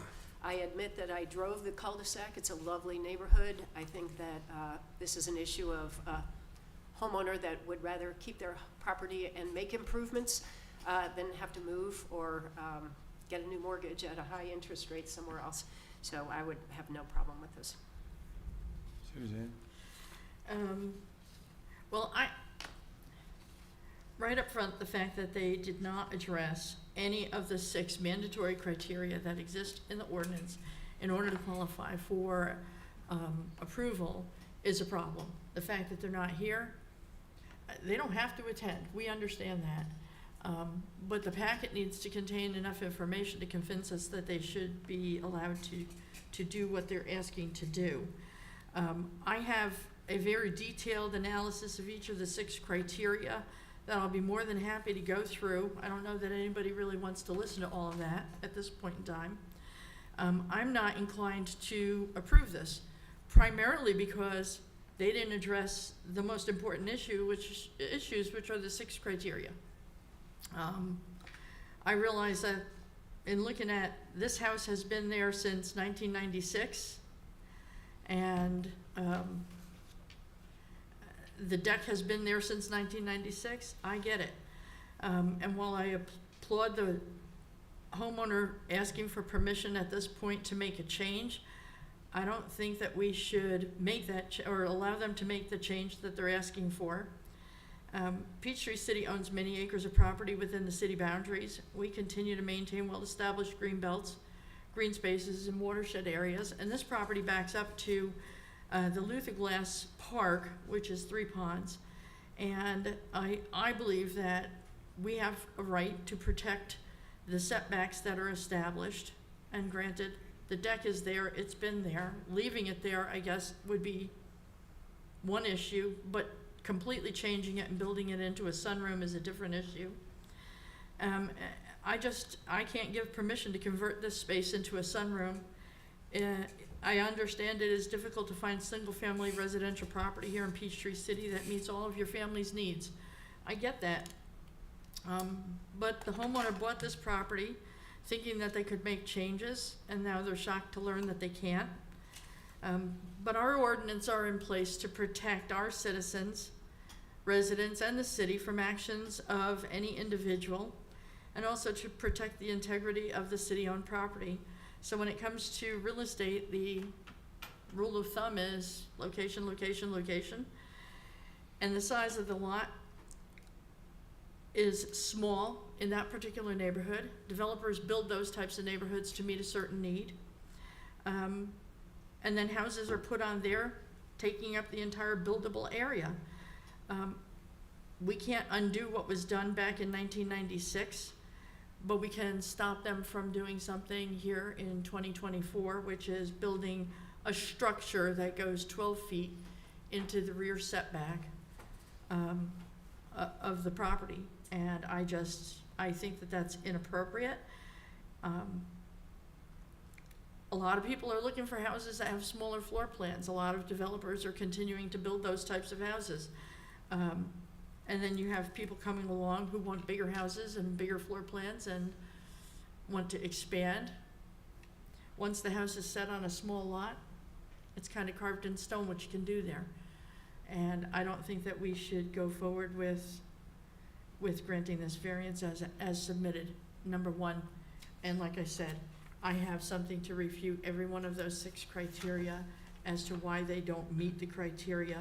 And I'll spare you that because the applicant is not even here to answer any of the questions that I would pose. All right. Councilmember Johnson or DeStadio? The one thing that I'm opposed to is the expansion of the deck. You know, it's gone from what was being proposed to another.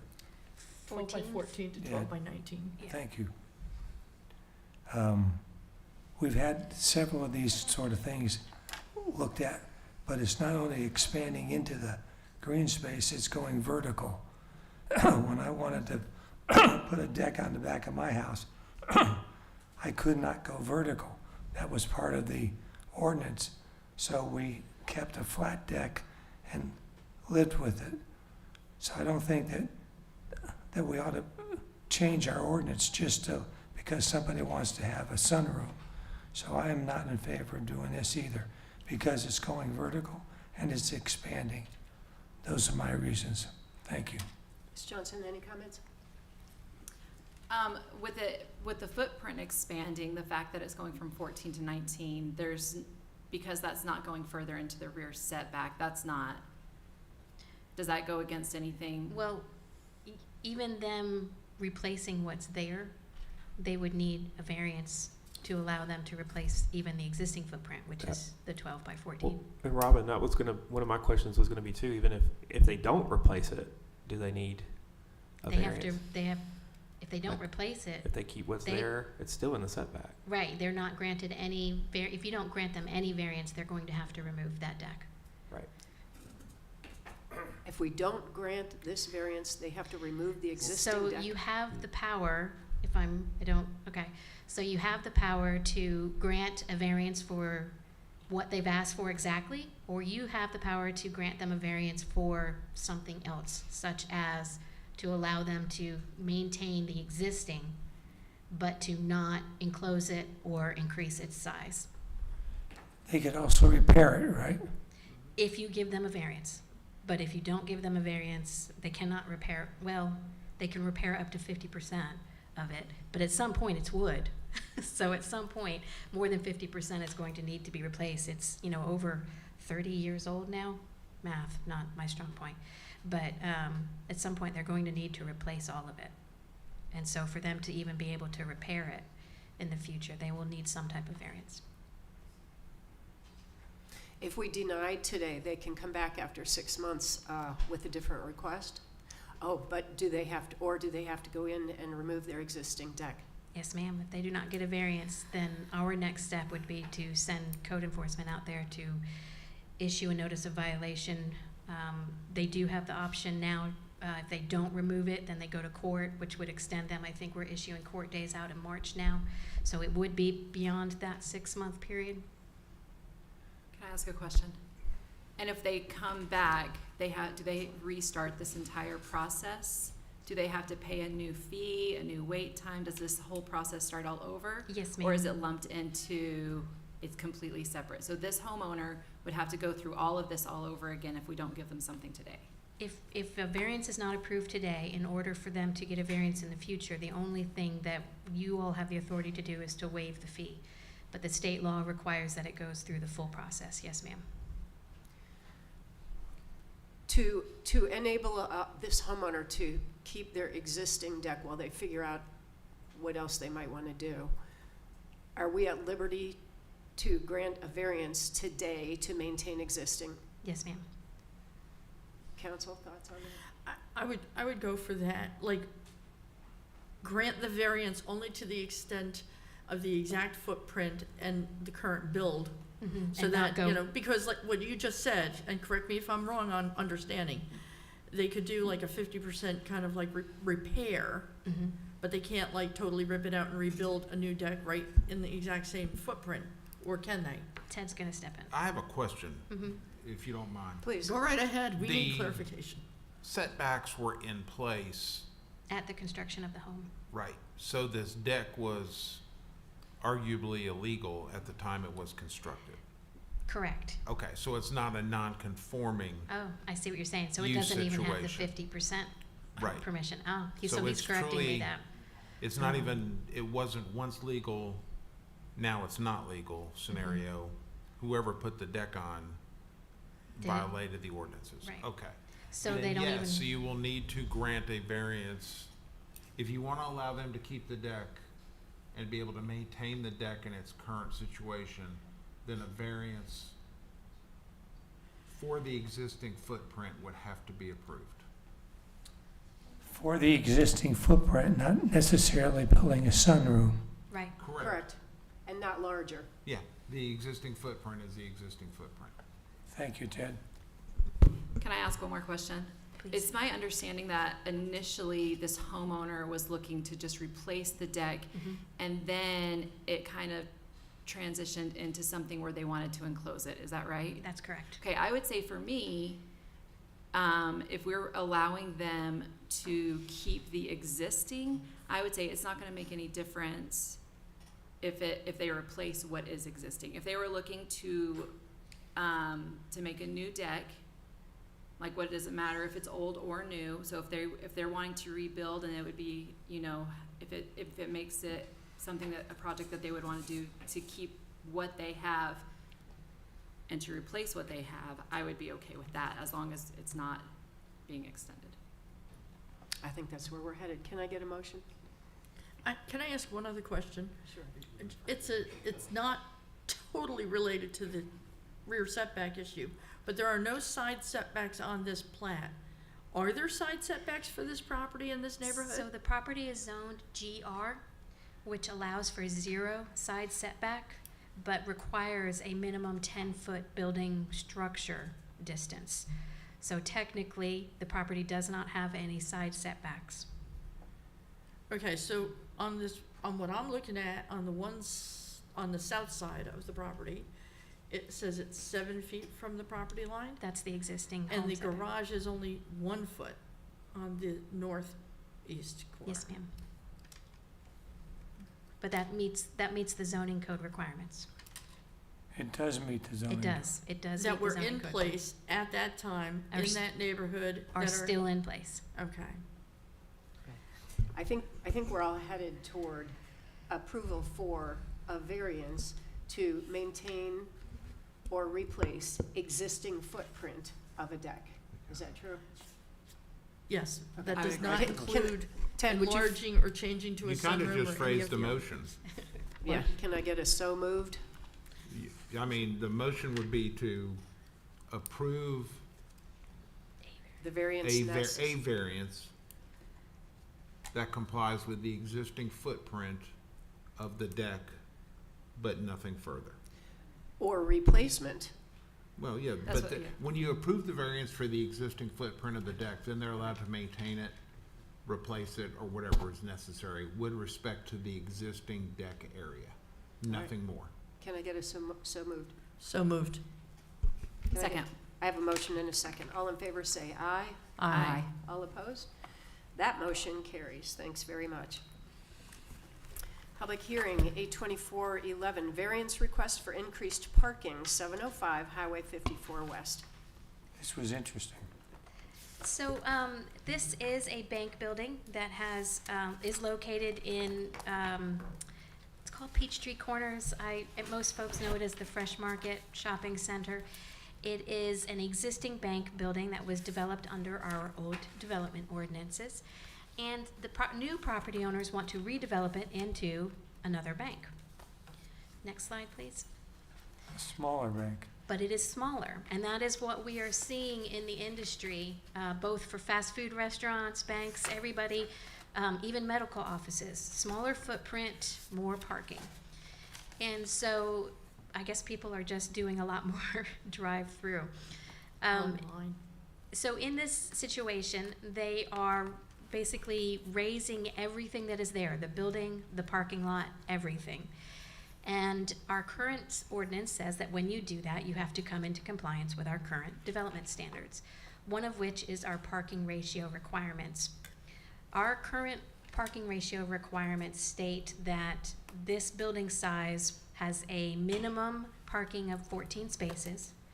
Our ordinance sets a 125% cap on the number of spaces that can be provided, which would be up to 24, which would be less than what the applicant is requesting.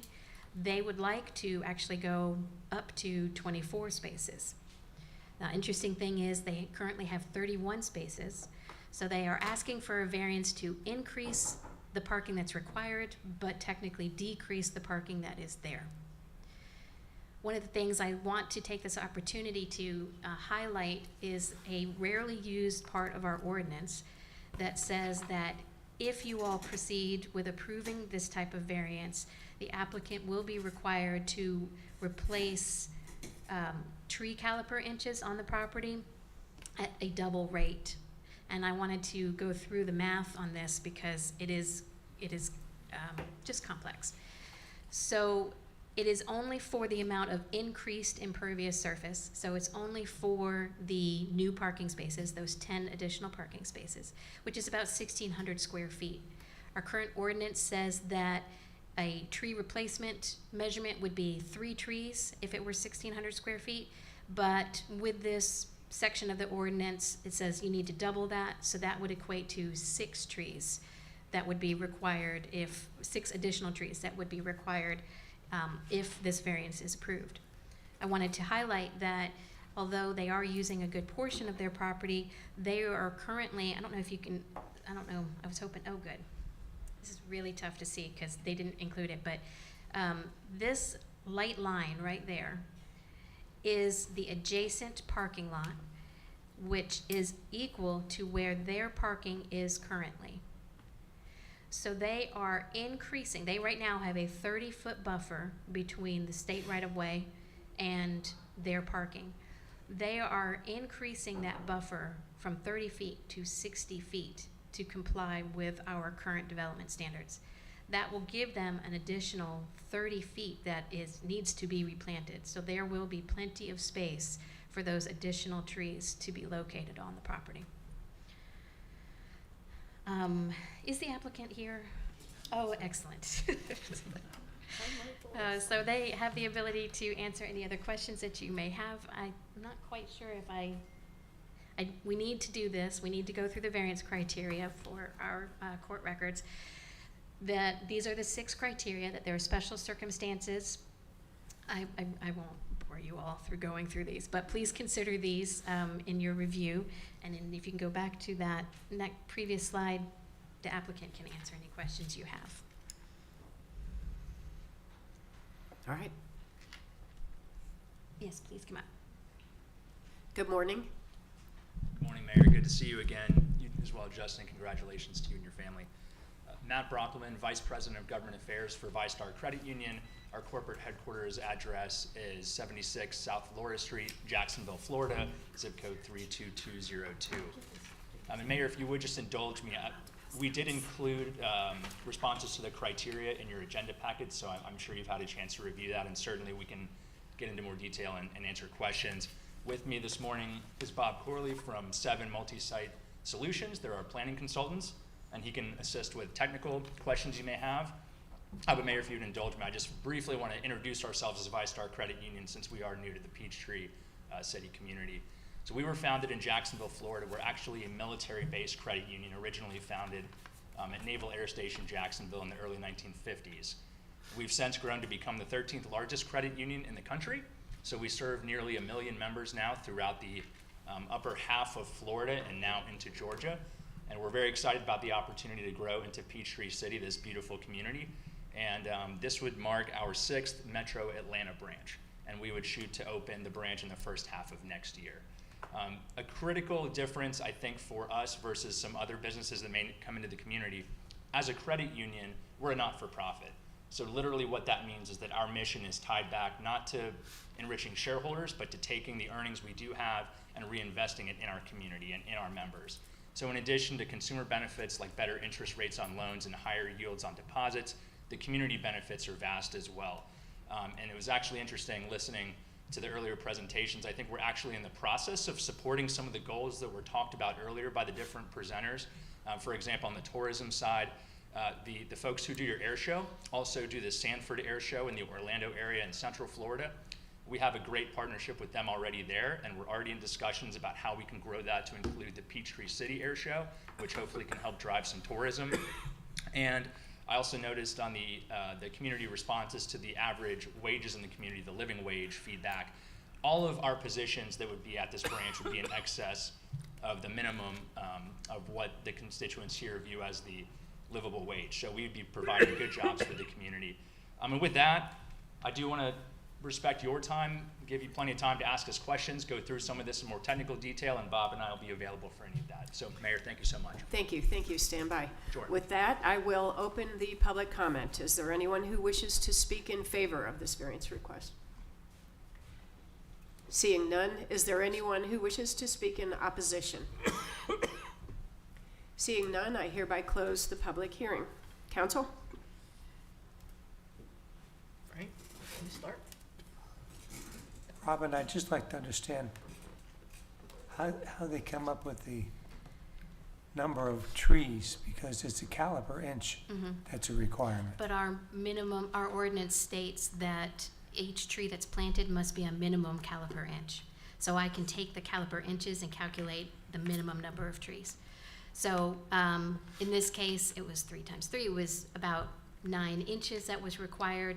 They could technically put in 1 6-inch tree and a 3-inch tree, but on average, what's normally available in your nurseries are 2.5 to 3-inch caliper trees.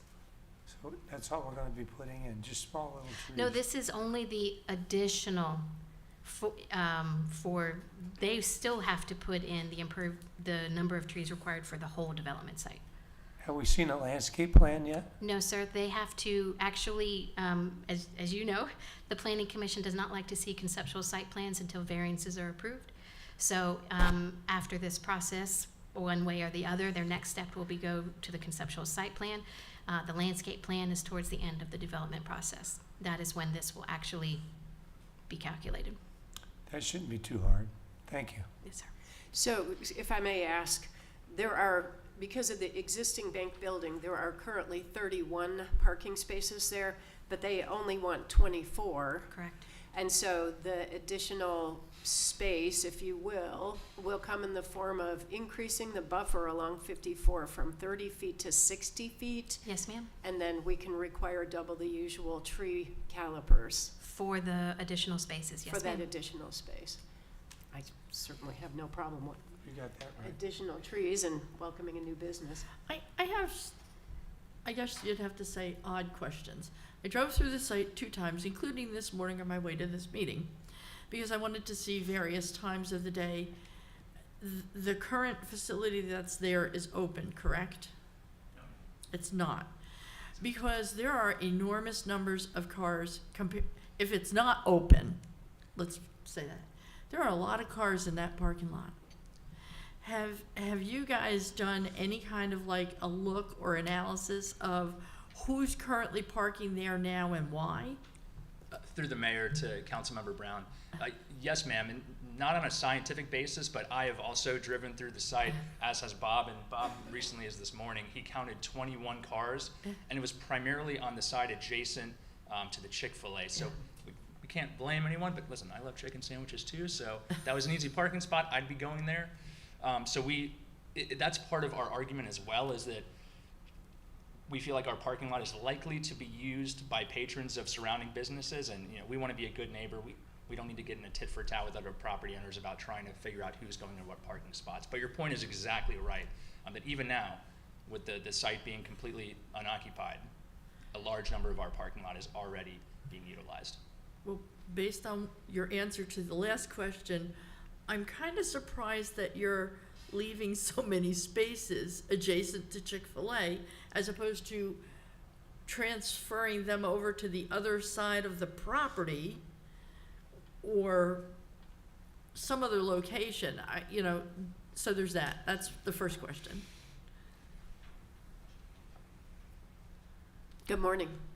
Good morning. I'm Bob Corley from 7 Multi-Site Solutions out of Marietta, Georgia. We were doing it for traffic flow for the drive-through and left it that way. Okay. We would have to come back and see if we could do that. We were closing it up somewhat to make it, as I just said, better flow through the site is what we were doing on that. Right.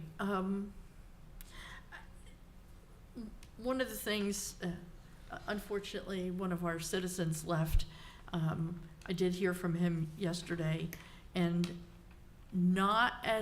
please don't take this the wrong way, because we don't have an ordinance about this, but golf cart parking, and whether or not you are amenable to the idea of putting in golf cart sites or parking spaces, and maybe using some of the ones that you're proposing, but setting them up as cart parking, which need to be structured slightly differently so cars can't park in there, only carts could. And I don't know whether that's something that you could incorporate. And then the other aspect is, and we're not there yet, so this is not a requirement, but we're looking at moving toward requiring in the future bicycle racks at various places. And so just kind of like planting that seed that, if you could incorporate something like that, it might aid and assist in terms of, but as far as like the answer to the parking question, having seen what I saw this morning and the other time when I went through, I realized the need for the parking, and it's not necessarily the need for your ViStar customers. I'm wondering whether or not the impact of Chick-fil-A on your parking is gonna have your customers parking in the vacant parking area to the west of here.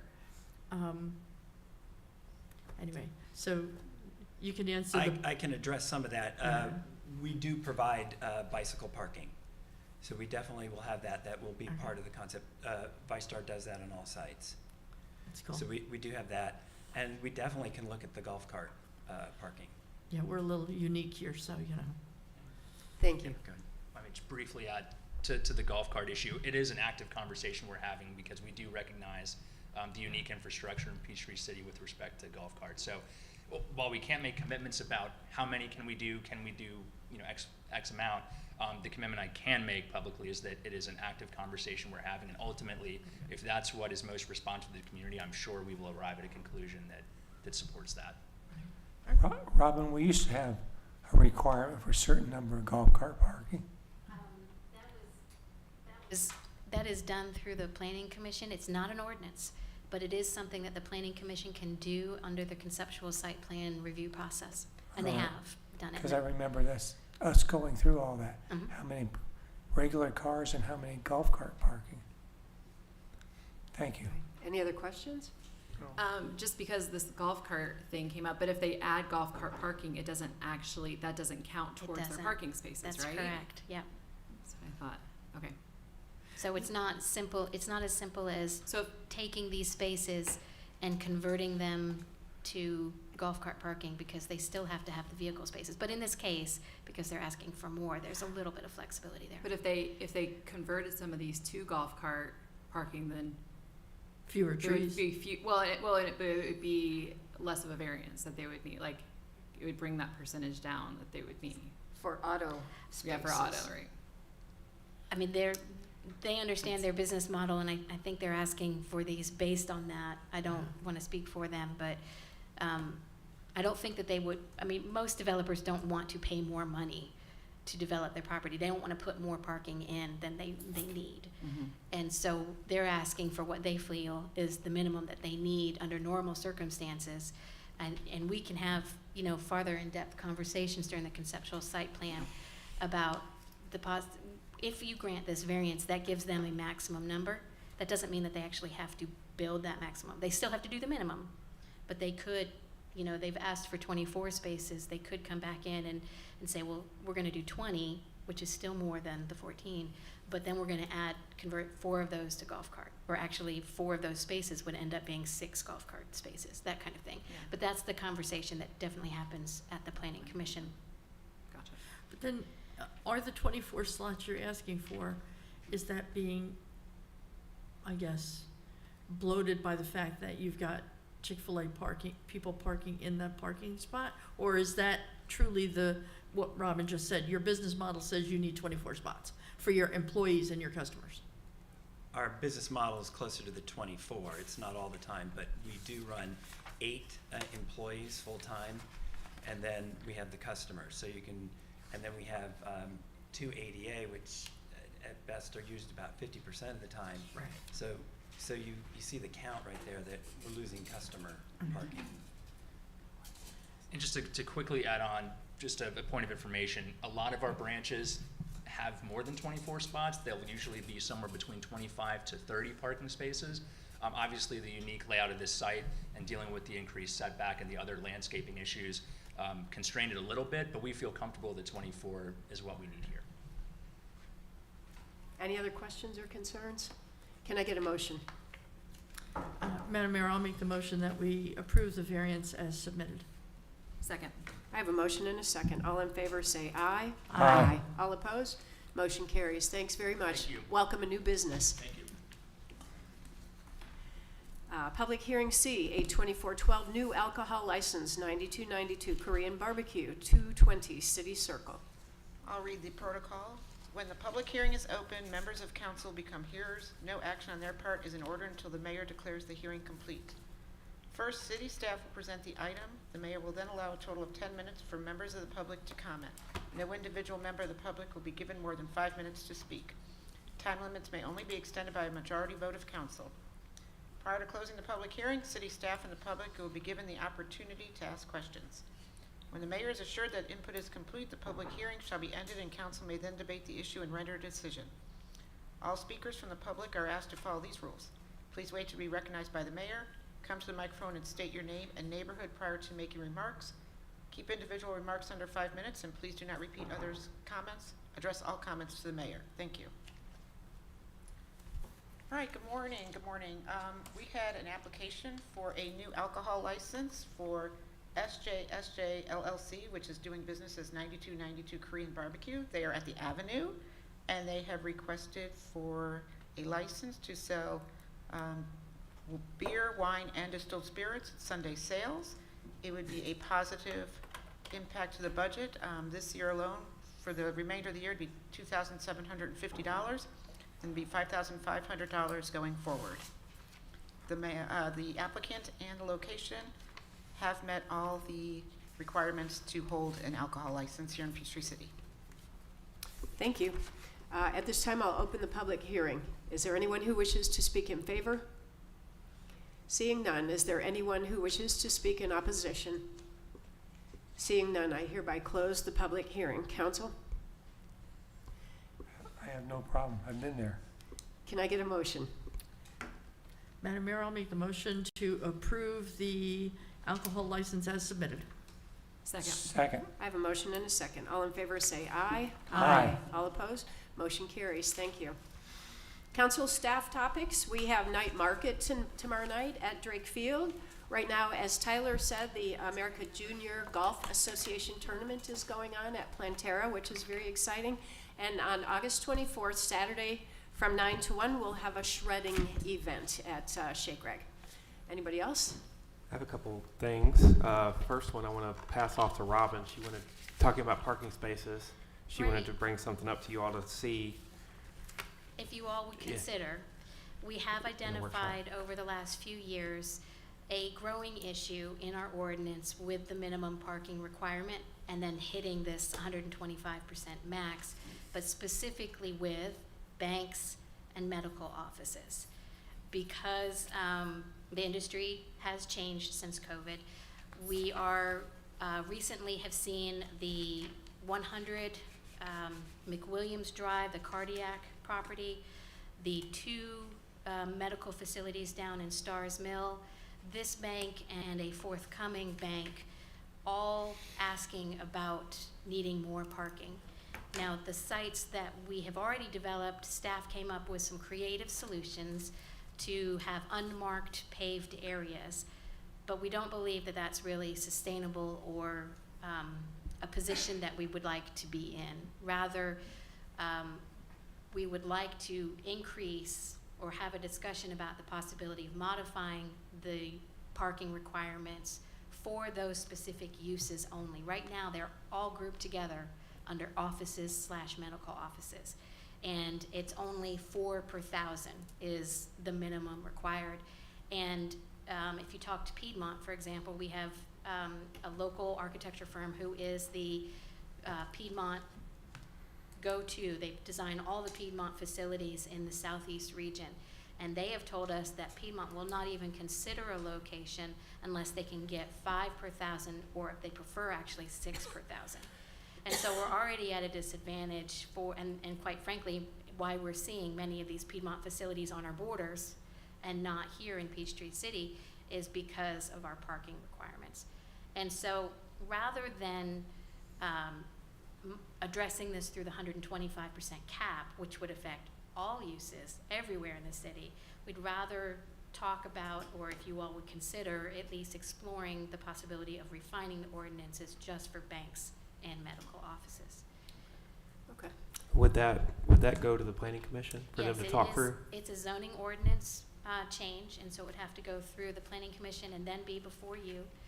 And so there would be 2 public hearings, and where we'd have opportunity to go into detail, if you all decide to move forward. I think it's a great idea because clearly we're seeing more things come through, like what we just dealt with. Right. You know, it's, you know, they want to build a smaller building but they need the parking spaces, and then it becomes, you know, it's got to come through as a variance. It's that, which is just, you know, they should have the right to reduce the.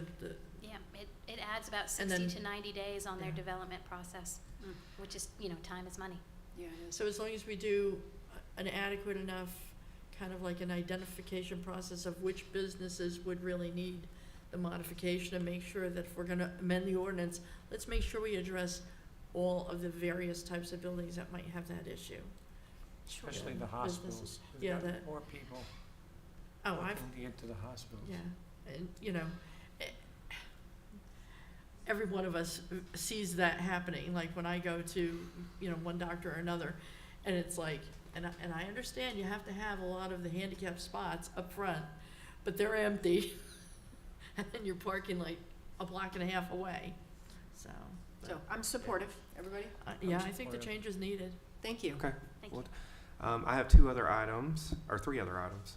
First one is talking about the rec master plan. I know Mr. Larson brought it up. I texted him as soon as he made his public comment. But we are having 2 public town halls in September to review the master plan with the public before we present it to council in October. We don't have the date set yet. We're talking with CPL. I don't think they're going to be at City Hall. I think we want to have them out in the community. I think we may do one at Kedron because it's a recreation facility. Maybe one at the tennis center. I'm not sure. We're talking about where we're going to have them, but that information will be going out to the public. Mr. Larson knows. I It's texted him. important to remember, too, that this came from public input. There Yes. were surveys, There there were, were yes. stakeholder interviews. This came from our citizens. But we did have, I did remind CPL that in our contract, we have that we were gonna have town halls before it was presented to council. So we are making that happen. We're gonna have 2 town halls in September for people, you know, if they can't come to one, they're gonna be the same. They're gonna be the same town hall. So if you can't come to one, another one will be available. We're gonna do them at 2 separate, probably places throughout the city and get feedback on some of the concepts and some of the things that they're gonna propose in the final plan to council in October. So that's coming in September, and then the be presented to council in October. And then the last thing I have was, I know a gentleman commented on short-term rentals. He left as well, but the planning commission that's in their next meeting, like next week. Yeah, so the planning commission's talking about short-term rentals next week. It was before council. Council hit the tennis ball back to the planning commission, to the other side of the court, so they're reviewing it again next week, and then once they talk it through, it's coming back to council again this fall for review. And then lastly, I know Jasmine has an announcement for a new staff member.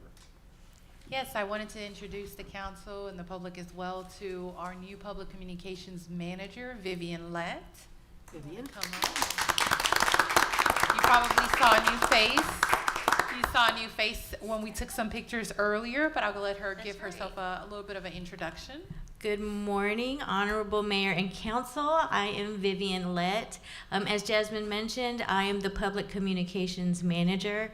It is a privilege to be a part of the Peachtree City family, and I look forward to working alongside each and every one of you to elevate the city as we keep moving forward. So thank you so much for the opportunity. great to meet you. Great Nice to meet meeting you. you, Vivian. Thank you, Councilman. Thank you.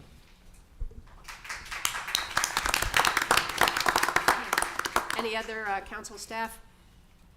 All right, do we have executive session? We do. We need to discuss pending or threatened litigation. Can I get a motion?